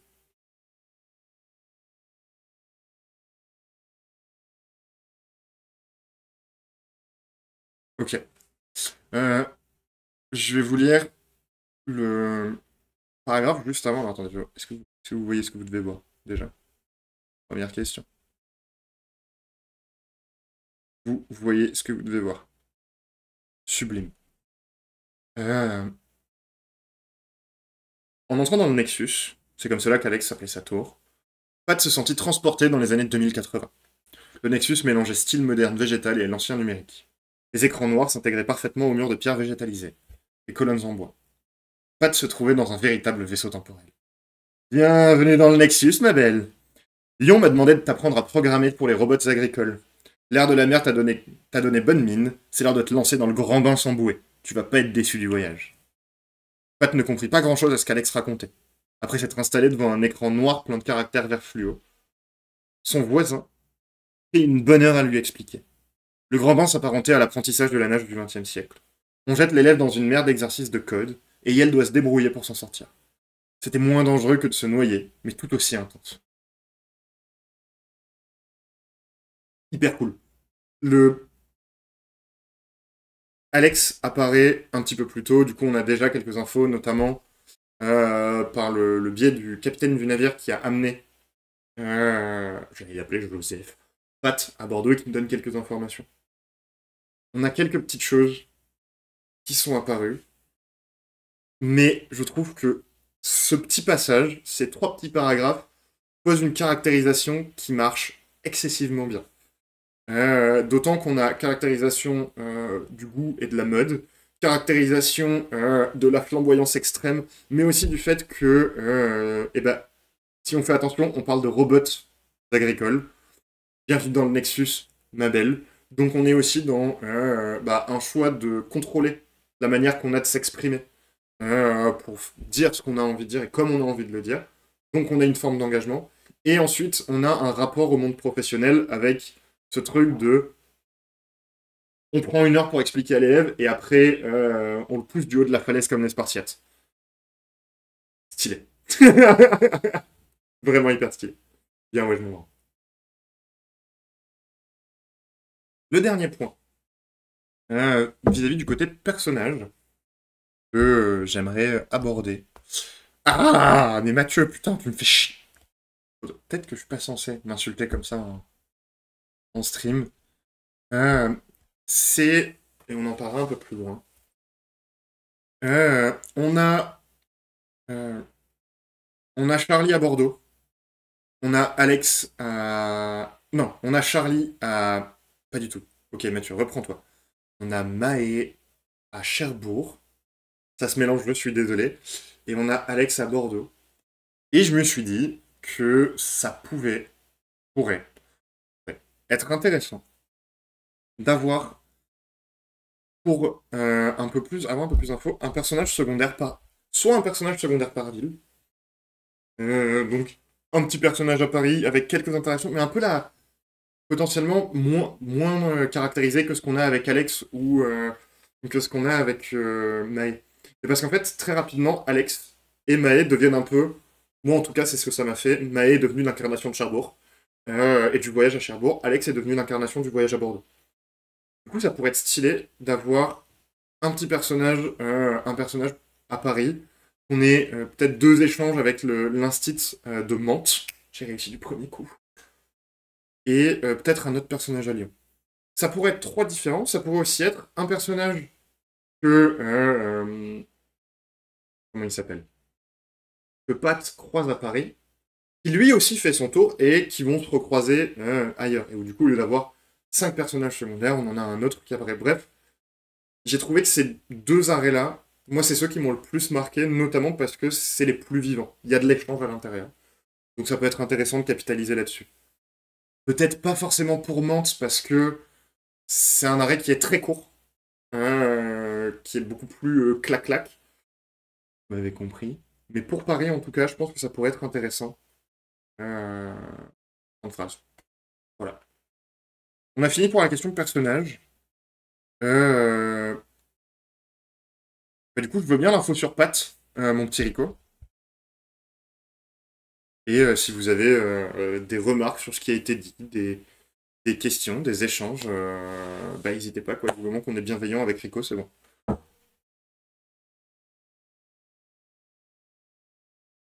J'ai beaucoup aimé tes personnages, au cas où tu l'as pas compris.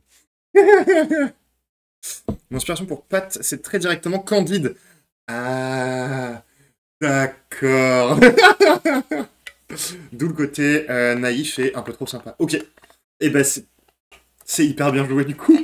Ça marche super bien.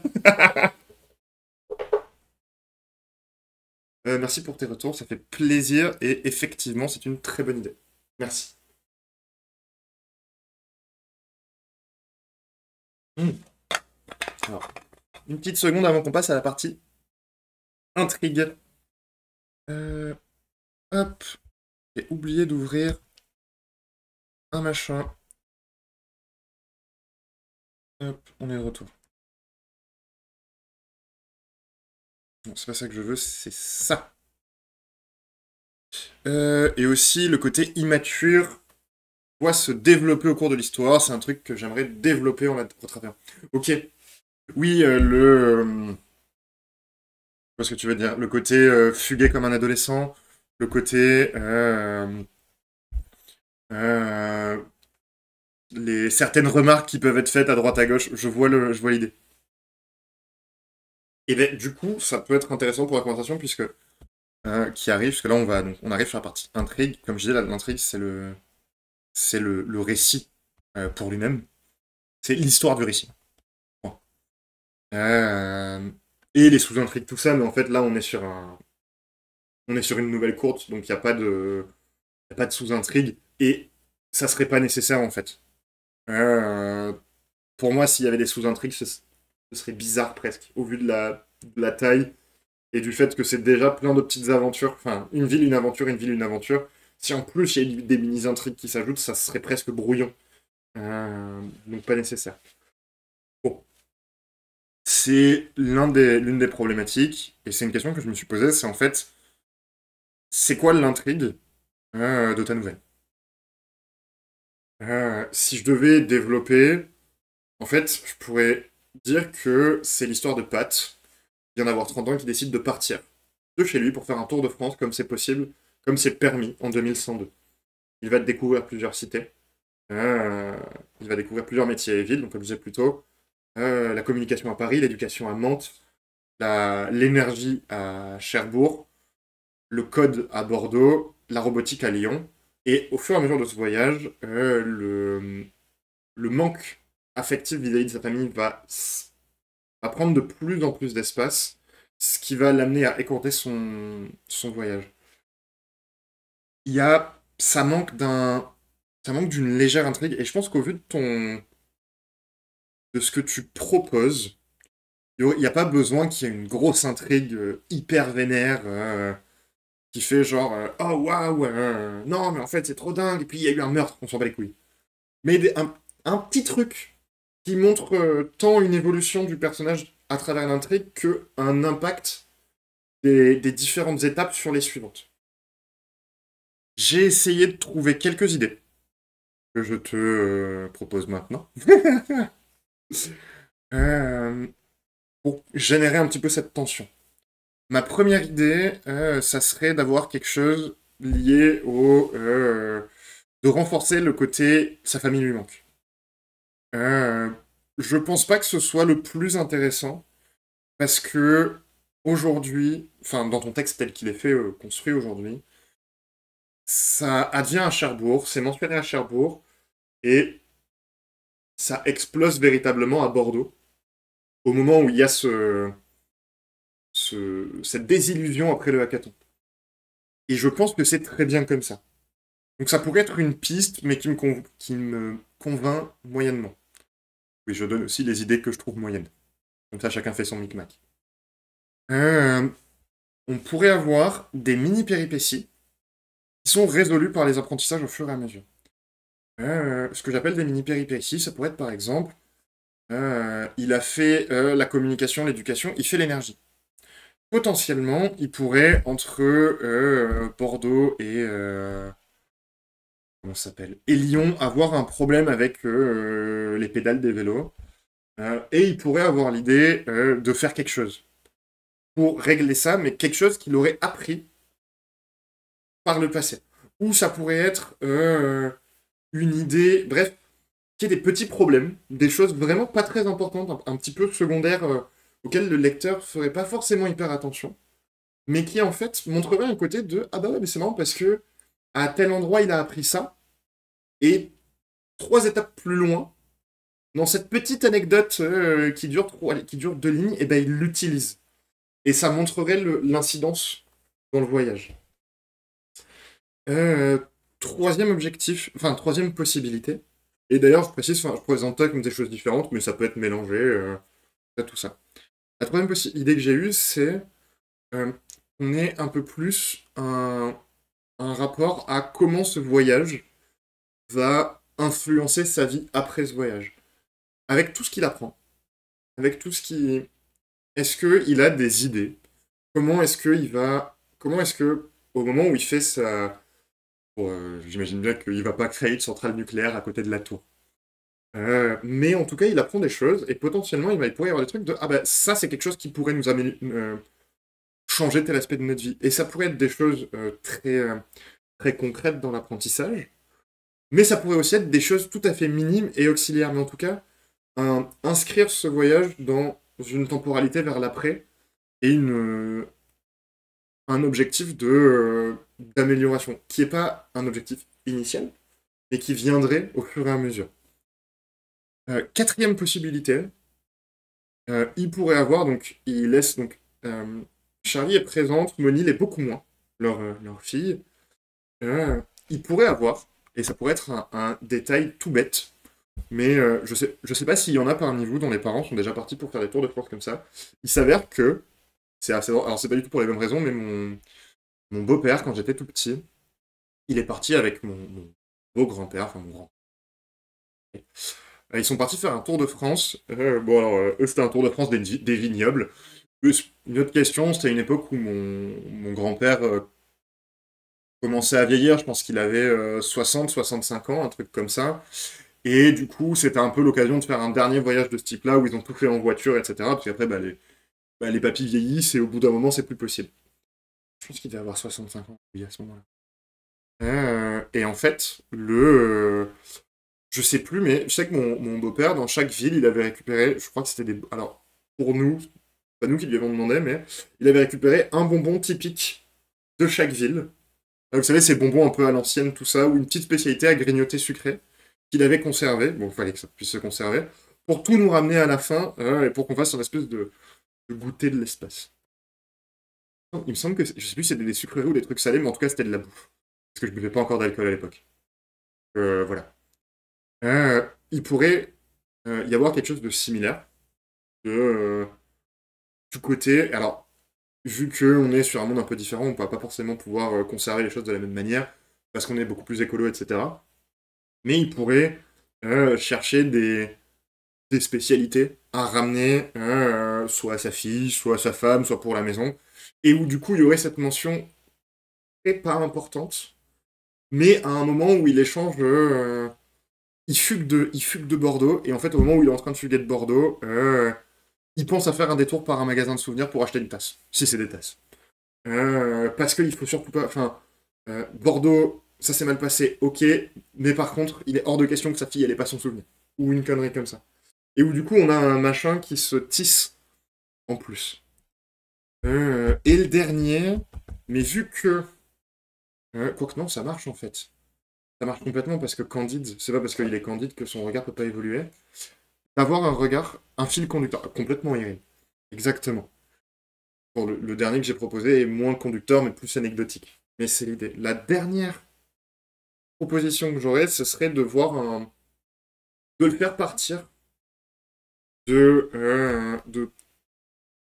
renforcer son immaturité au début, avec un côté de les communautés de la Marne, c'est les meilleures communautés du monde, sans que ce soit aussi gros, et d'amener notre cher Pat, et ça n'empêcherait pas qu'il rentre plus tôt, etc., etc., hein, attention, mais d'amener notre cher Pat à travers ces rencontres hautes en couleur, à reconsidérer un petit peu, non pas à se dire finalement la Marne c'est nul, mais à reconsidérer un petit peu son regard potentiel sur l'autre, sur comment ça fonctionne ailleurs, pour qu'on passe d'une vision suridéalisée de là où il est à une vision plus réaliste de bah en fait il y a du plus, il y a du pour et il y a du contre partout.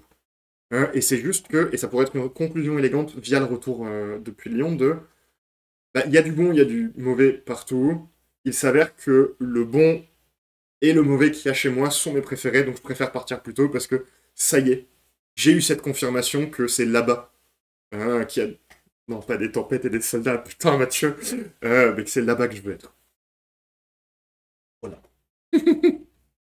C'est mes petites propositions pour des petits ajouts dans l'intrigue, dans l'évolution de nos personnages, qui pourraient nous permettre de voir un petit peu comment ça fonctionne.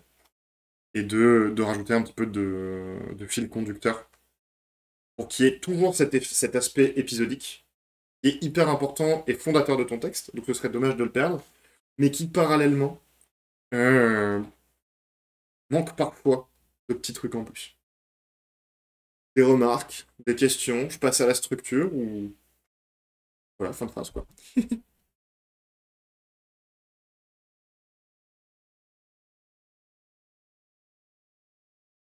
Je t'écoute mon Rico. Oui. C'est clair. Ok, cool. Ça me fait plaisir.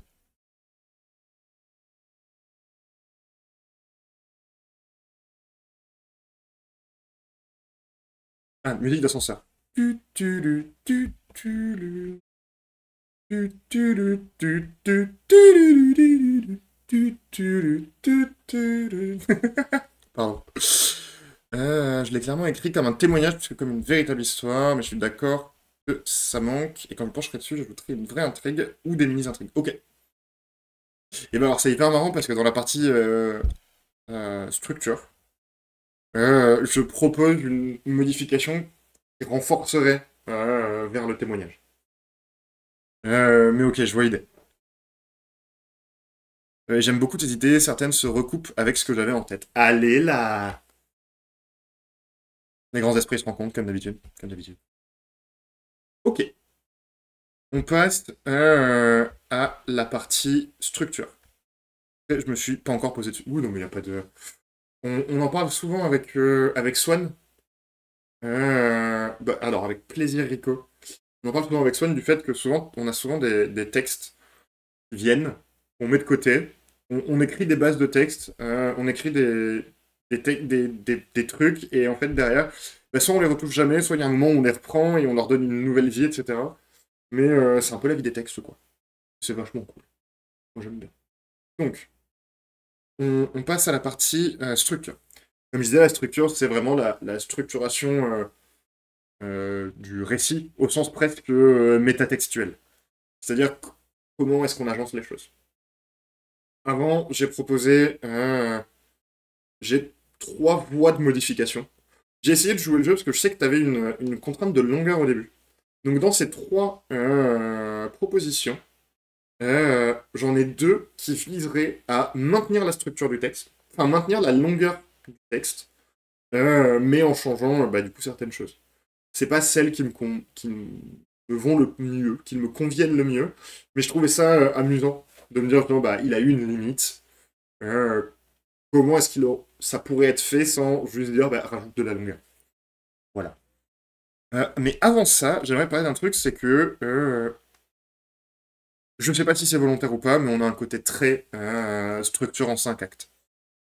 Avec une intro et une outro. On a un prologue. Le prologue, c'est on est dans une tour marnaise, Pat et sa famille, Pat va partir, Pat et sa communauté, Pat va partir. Premier acte, Paris. Deuxième acte, Nantes. Troisième acte, Cherbourg, Bordeaux, Lyon. Déjà, quand je m'en suis rendu compte, ça m'a beaucoup fait rire. Et ça me permet de... Et ça marche très bien. Euh, Deux choses du coup. Et on a une outro avec le retour assez rapide à la maison. Euh, Deux choses à dire là-dessus, que ça me permet de mettre en avant. Avant ça, la structure Enfin, vous devez la voir, mais la structure en 5 actes, vous savez, c'est la structure du théâtre tragique. On présente les éléments, ce qui se passe, etc. On a un deuxième acte où il y a des choses qui se mettent en place, mais c'est toujours si gentillet. Troisième acte, les problèmes sont là, et il y a des choses qui font un peu, qui commencent à faire mal. Quatrième acte, on commence à voir, ça va toujours pas, et on commence à avoir une solution, mais on essaye de la contourner. Cinquième acte, on se retrouve confronté à l'obligation de le faire. Et si on prend ça, ce que j'ai appelé l'intro plus Paris, enfin, l'intro, c'est un peu notre premier acte. On a une présentation de Pat, de ce qui va se passer, on a une exposition littérale. Paris et Mantes, finalement, ce serait plutôt le deuxième acte. C'est-à-dire que tout se passe bien, on est content, etc. Euh, les aventures, la communication, l'éducation, c'est génial et tout. Cherbourg, acte 3, on a les problèmes qui commencent, puisqu'à la fin de Cherbourg, on a des mentions du fait que Pat voit les relevés météo. Je crois que c'est les relevés météo, si je dis pas de bêtises, Rico. De la Marne, et il a un petit coup de blues. Et Mae, parce qu'elle est trop cool, lui fait non, mais attends, t'inquiète, je vois ce qui se passe, on va aller se balader, on va boire des coups. Un petit remontant, ça ira mieux. T'inquiète, mon petit chat, ça arrive à tout le monde. Numéro 4, Bordeaux. Et la solution à la fin de Bordeaux, c'est qu'il s'enfuit et il pense à sa famille. Et en fait, c'est quoi la vraie solution qui arrive dans le 5? C'est qu'il part. Mais dans le 4, il décide quand même d'aller à Lyon. Il contourne ce qui va lui permettre d'aller mieux. Et dans le 5, eh ben, il s'y retrouve complètement confronté et obligé. Et il rentre à Lyon. Donc exactement comme l'a dit Twin, Rico, c'est une structure hyper commune pour les scénarios, les 5 actes. Et ça me permet de mettre en avant un point, c'est que les structures hyper classiques, c'est bien. C'est bien. C'est pas parce que c'est commun que ça marche pas. Et d'autant plus sur un texte court. Quand on a des romans et que c'est un peu trop. Ça, ce que je vais dire là, c'est un avis très personnel. Quand on est sur des romans et qu'on est un peu trop. En anglais, ils disent by the book. J'ai pas l'équivalent en français. Enfin, un peu trop méthodique selon la méthode. Ça fait assez rapidement artificiel et visible, je trouve, dans un roman, dans quelque chose de plus gros. Dans une structure. Dans une structure. Dans une nouvelle, on n'a pas beaucoup de place, il faut qu'on aille vite, il faut qu'on soit efficace, et ben reprendre des structures qui, genre, existent depuis 1000 ans et qui fonctionnent, c'est une bonne idée. Voilà, c'était mon avis sur la structure en 5 actes dans Voyage en pénible. On passe à la suite. Maintenant, 3 propositions de modification de cette structure pour un peu régler certains des problèmes qu'on a vus plus haut. Les 2 premières visent à maintenir la longueur. C'est pas mes préfs, mais comme je disais, ça a été un peu un exercice pour moi. Exercice que je peux pas auquel je peux pas me prêter quand on me paye pour un audit, parce que si c'est pas le plus adapté, bah, je vais pas le proposer. Premier cas, maintenir la longueur, changer la structuration. C'est une méthode et qui irait dans le sens du témoignage, ce serait qu'en fait, plutôt que d'avoir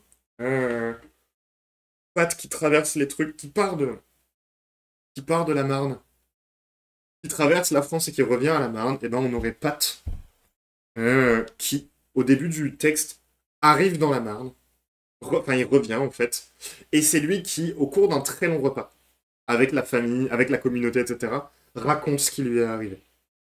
Ça pourrait être soit la première personne, soit la troisième personne avec beaucoup de dialogue et beaucoup d'intériorité, d'alternance, et où en fait on pourrait avoir une première partie durant laquelle il raconterait où il est avec tout le monde et il raconterait les premiers temps, c'est-à-dire Paris, Nantes, Cherbourg, Bordeaux en assaisonnant un petit peu et Lyon, et où on aurait une dernière partie, un dernier tiers où en fait il se retrouverait dans sa tour avec, il se retrouverait avec sa femme Charlie, qui viendrait le voir en lui disant ça s'est pas exactement passé comme tu l'as dit à Bordeaux parce qu'elle le connaît, et où ils auraient un échange plus intime autour des difficultés qu'il a vécu là-dedans.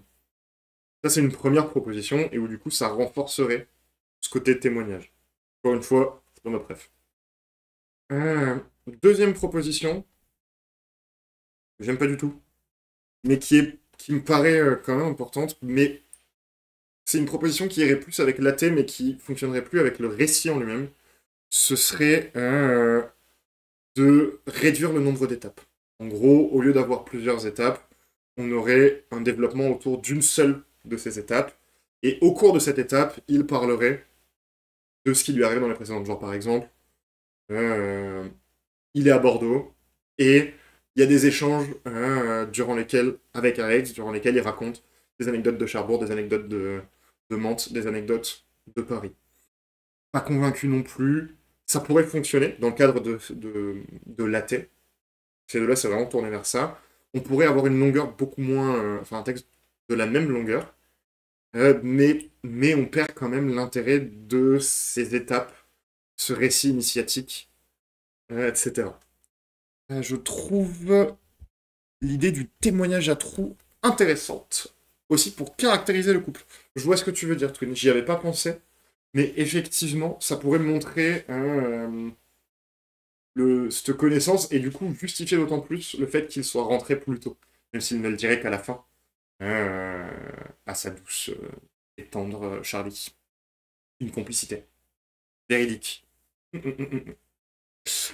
Euh, la dernière proposition, la dernière proposition pour la structure, je l'ai appelée Nique sa mère la longueur. Bah voilà, pour moi, ton texte, il manque d'un peu de volume. Ça pourrait devenir un roman euh, sans problème. Euh, c'est absolument écrit tel quel dans les notes. Ça pourrait être un roman sans problème, ça pourrait être une nouvelle un peu plus longue. Si je pense, si tu lui rajoutes la moitié, ça passe à 30-40 000 signes, et même juste 30, et chaque étape a eu le temps de grossir un petit peu, de prendre un petit peu plus d'espace. On a quand même, je pense qu'il faut maintenir des étapes moins développées que d'autres. Ça me paraît quand même très important. Mais elles ont toutes cet espace pour avoir des échanges, un peu de visibilité, un petit peu de ressenti, et où du coup ça marche. Twin, ça s'est pas passé comme tu l'as dit à Bordeaux. Ça donne du mystère, et oui, comme l'a dit Erin, de la complicité. Complètement. Complètement, complètement. C'est écrit tel quel dans les notes. Dans les tiennes.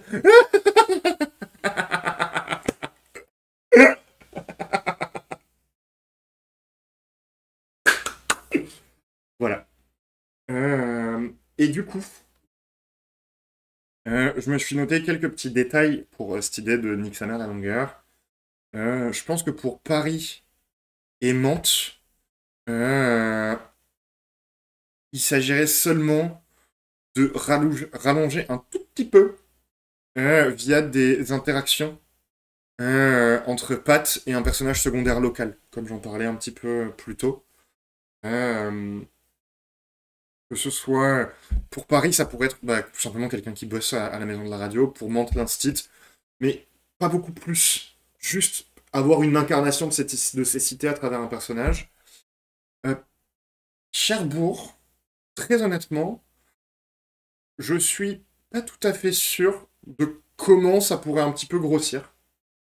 Euh, Peut-être on a une très bonne visibilité de la première journée, peut-être en rajoutant un petit peu plus les impressions de cette première journée ou de ce qui se passe après. Mais en tout cas, de la semaine, parce qu'après, c'est en un paragraphe très rapide. Il passe à la semaine à faire des trucs. On pourrait peut-être un petit peu développer ça aussi, en insérant dedans des petites interactions. Maë a l'air d'être le genre de personne qui est très attentive aux autres, mais aussi relativement taquine. On le voit aux échanges qui est un peu plus haut. Du coup, il pourrait y avoir des petites phrases entre des petits échanges entre Maë et Pat à ce moment-là. Bordeaux, et ben, la ville passe très vite. Lacaton encore plus.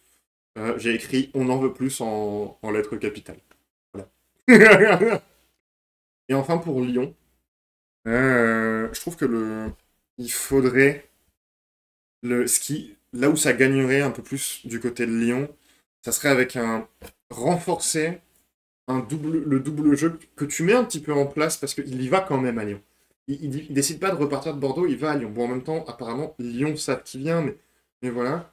Mais je pense que ça pourrait être pas mal d'avoir renforcer un petit peu le double jeu d'un côté l'envie de découvrir et de l'autre le besoin de retour à travers.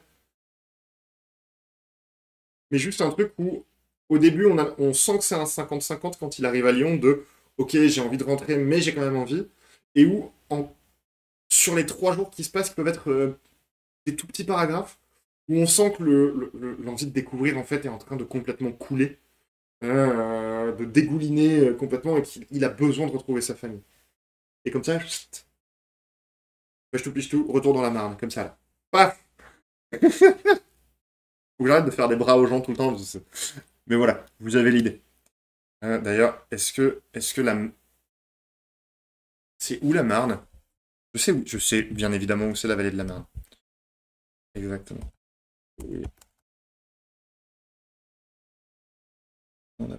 oui, je sais, mais je veux savoir exactement par rapport à... J'ai très honnêtement regardé, mais... Ah, mais c'est le champagne! Eh oui! Ok. Donc, oui, ok. Hop, hop, hop, hop, hop. J'ai. Très bien.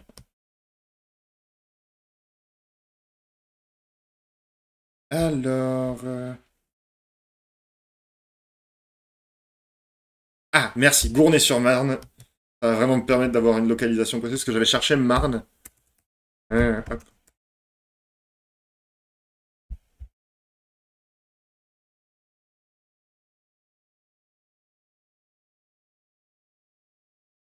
Et ben, c'est hyper marrant, parce que quand j'avais cherché, il me l'avait mis... Enfin, la ville que j'avais cherché, il me l'avait mise de l'autre côté de Paris. Mais ok, j'ai... Merci, Rico. J'ai une question, j'ai pas lu une nouvelle, mais est-ce que durant le voyage, le protagoniste découvre ou décrit comment ces villes ont changé, genre la Tour Eiffel a été démontée, ou autre chose, se promener dans des villes dans un futur proche, peut-être amusant. Pas du tout, mais c'est une super idée. Et ben, ça me permet, donc on en a fini avec la partie structure, ça me permet d'embrayer avec la partie world building. Donc bon, pour ceux qui, parce que le mot est anglais, pour ceux qui voient pas ce que c'est, euh, le world building, c'est bah, l'univers tel qu'il est construit, développé. Et dans les imaginaires, bon, bah, ça a beaucoup de sens. Mais quand on lit une nouvelle sur le monde de l'entreprise et sur une startup, et ben, il y a un world building de cette startup. Comment l'univers de cette startup fonctionne? Est-ce que c'est cohérent, tout ça, tout ça? Moi, j'ai trouvé que, et c'est la dernière partie, j'ai trouvé que l'univers était hyper intéressant. J'ai même écrit putain, ton univers, il claque des culs, sa mère. Voilà. Le voilà fait partie de la première phase de la partie world building. C'est intelligent, ça montre des évolutions différées mais concomitantes. Chacun évolue un peu à sa manière en fonction des identités régionales, mais avec un objectif global. Euh, et c'est aussi ce qui manque le plus de volume dans le texte, de petits détails, de bah, exactement comme l'a dit Twin, de il est à Paris, notre cher Pat, il va à la maison de la radio le matin, il fait sa journée, le soir il décide de revenir. Et en fait, quand il revient, il se dit bah, je vais passer aux Champs-Élysées et il s'avère que la Tour Eiffel est démontée au fur et à mesure des besoins de la ville. On n'a pas tout démonté d'un coup, mais on enlève des morceaux au fur et à mesure parce que en vrai on s'en fout. Et qu'il y a plein d'autres monuments qui, en fonction des besoins, sont dégagés parce que c'est pas important. Et puis il va à Bordeaux où l'eau est montée, machin, tout ça. Et ben, bref, plein de petits trucs comme ça où on a des détails et où moi, par exemple, si tu me parles de l'évolution de Cherbourg, Cherbourg, j'ai jamais foutu les pieds. Donc, je vais juste découvrir Cherbourg. La Cherbourg de 2102. Par contre, quelqu'un qui connaît la ville, eh ben, il va pouvoir voir des nuances et des différences en se disant putain, c'est cool. C'est marrant, moi j'aurais pensé à ça, j'aurais pas pensé à ça, ça a amené à ça, putain, c'est stylé. Mais voilà. On a envie d'en voir plus, et je pense, pas par gros paragraphes, mais par petites touches un peu partout qui viennent rajouter de la couleur. C'est un peu, en fait, t'as une peinture. Si je parlais en termes de peinture, je ne sais pas peindre, donc c'est vraiment très stupide de ma part. Ce serait un peu comme si tu dessines une montagne, le fait de rajouter genre un refuge au fond à droite, une route sur le côté, et genre trois mecs en train de faire de l'alpinisme. Ça rajoute de la vie et ça rajoute de la profondeur. Pas de la profondeur, on s'est compris. Voilà pour moi. En conclusion,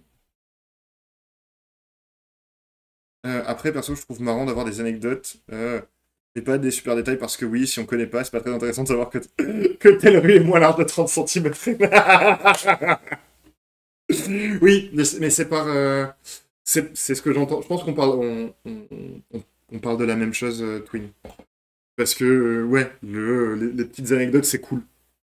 Euh, c'est cool si elles sont marrantes, etc. Enfin, et puis, on n'a pas besoin, nous, lecteurs, que toutes les anecdotes nous parlent et que toutes les informations sur toute la ville nous parlent, parce qu'en fait, si tu connais pas et que ça te touche pas, c'est pas très grave, mais il y a de fortes chances que ton anecdote qui te parle.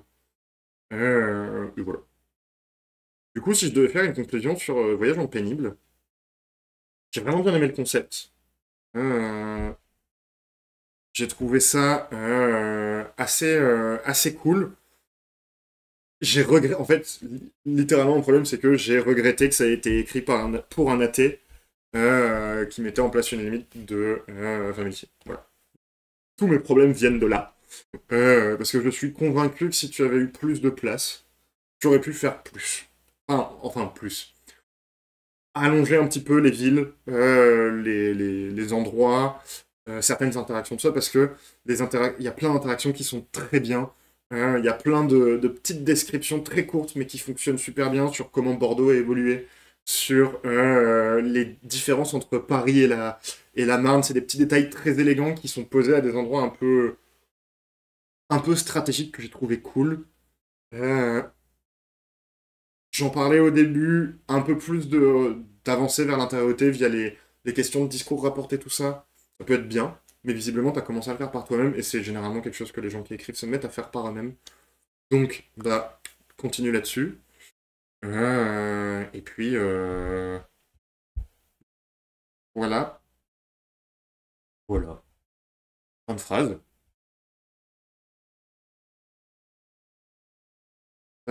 Sauf si on a la raison. On avait réduit la rue pour y placer des potagers. Complètement. Parce que ça fonctionne dans ton truc. Et là, effectivement, là, ça marche. Mais du coup, le truc, l'information, c'est pas on a réduit la rue de 30 centimètres. C'est on a réduit la rue pour mettre des potagers ou pour planter des herbes qui purifient l'air ou pour mettre des arbres ou parce que Madame Machin est allergique aux rues. Voilà quoi. Génial, une personne allergique à la rue. Pop, pop, pop. Bah écoute, merci beaucoup. Avec plaisir. C'était super. C'était mon premier vrai texte, donc pas sûr d'avoir pu faire beaucoup mieux à l'époque. Bien sûr, je, on le prend en sachant que c'est un texte qui a été écrit il y a 4 ans, qui a évolué entre-temps. Mais voilà, je repasse en... Oh mon dieu, il a grandi. J'ai pas mis le bon écran. Oh mon dieu, il a grandi. Du coup, eh ben, qu'est-ce que... tu pars vers où, toi, avec cette nouvelle? D'accord. Euh,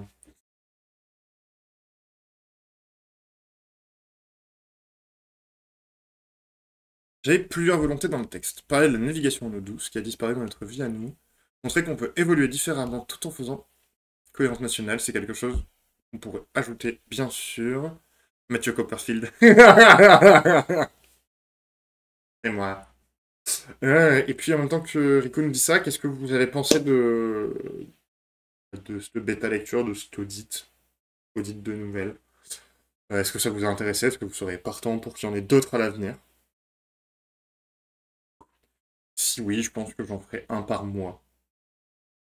J'aime bien l'idée. Un ou deux par mois, c'est cool. Oui, intéressant. Trop bien. Je pensais faire un mélange entre le fix-up et le roman, genre un chapitre.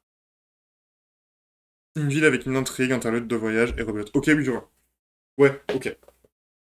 Du coup, avec vraiment un... On capitalise sur sur cette forme un peu d'aventure à épisode pour que chaque histoire ait pour que chaque ville ait vraiment son truc et où du coup on pourrait avoir quelque chose comme à Paris, c'est de peut-être réussir à se détacher des préjugés pour comprendre que leur organisation, en fait, elle est beaucoup plus adaptée dans leur cas que celle des Marnais. À Nantes, c'est réussir à apprendre des choses à des enfants. À Cherbourg, c'est etc., etc. Par exemple. Oui, intéressant, intéressant aussi. Et moi, j'ai trouvé ça très cool, bien sûr. Je me demande juste si d'avoir si peu d'infos sur le texte a permis à tout le monde de comprendre. Salut, je suis dans leur car en ménage, mais écoutez comme en podcast, c'était cool. Oh, merci, Spaciosa. Ça va, mon grand. Maman, je suis un podcast. Alors, c'est une très bonne question pour ça, pour le texte, Rico. Faudrait poser aux autres. Je pense que, de manière générale, je partirais sur pour les suivantes, sur des textes d'une taille un peu proche de celle que tu m'as proposée. Je pense entre 6 et 15 pages Word, pas plus, voire 6 et 10. 6, 10, 6, 15 pour avoir des choses relativement courtes. Et pouvoir... parce que en fait, la gamme au-dessus, ça demande de suite beaucoup plus de travail. Donc voilà. Mais c'est vrai, est-ce que vous avez réussi à suivre? J'ai pu suivre facilement. Mathieu a pris le temps de... C'était la question que je me posais justement. Est-ce que la présentation du texte était suffisante? Et exactement comme l'a proposé Rico, est-ce qu'il faudrait un résumé un peu plus grand au début? C'est-à-dire, bah, en fait, cette présentation que j'ai fait au moment intrigue, est-ce qu'elle serait nécessaire? Ou est-ce que l'enchaînement résumé concept suffit au fait d'avancer avec bah, un peu la technique, un peu les personnages, tout ça, tout ça? Nos savions. Mais friand d'avoir vos retours là-dessus.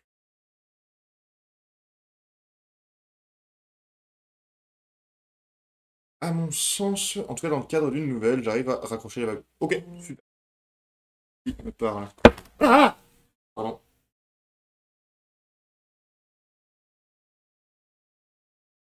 Paf.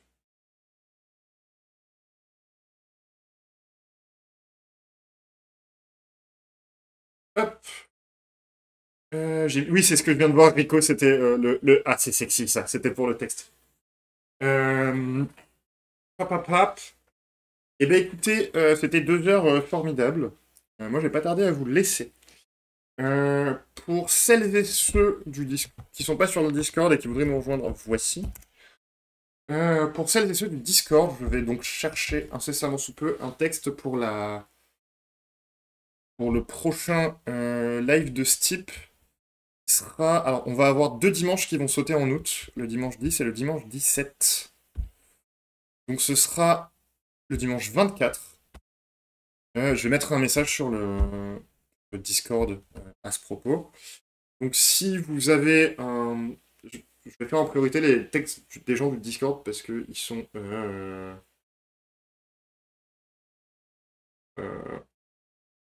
c'est des gens que je connais. Favoriser les gens que je connais et que j'aime bien.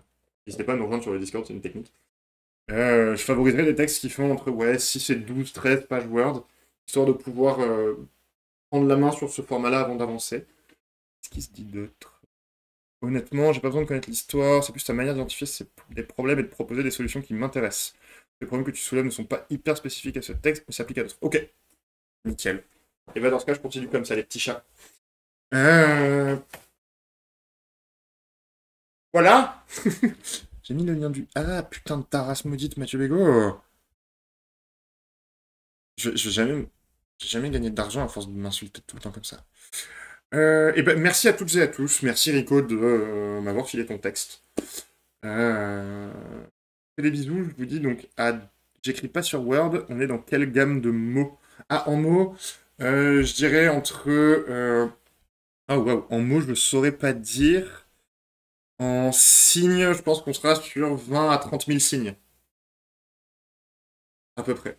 Espace comprise, exactement.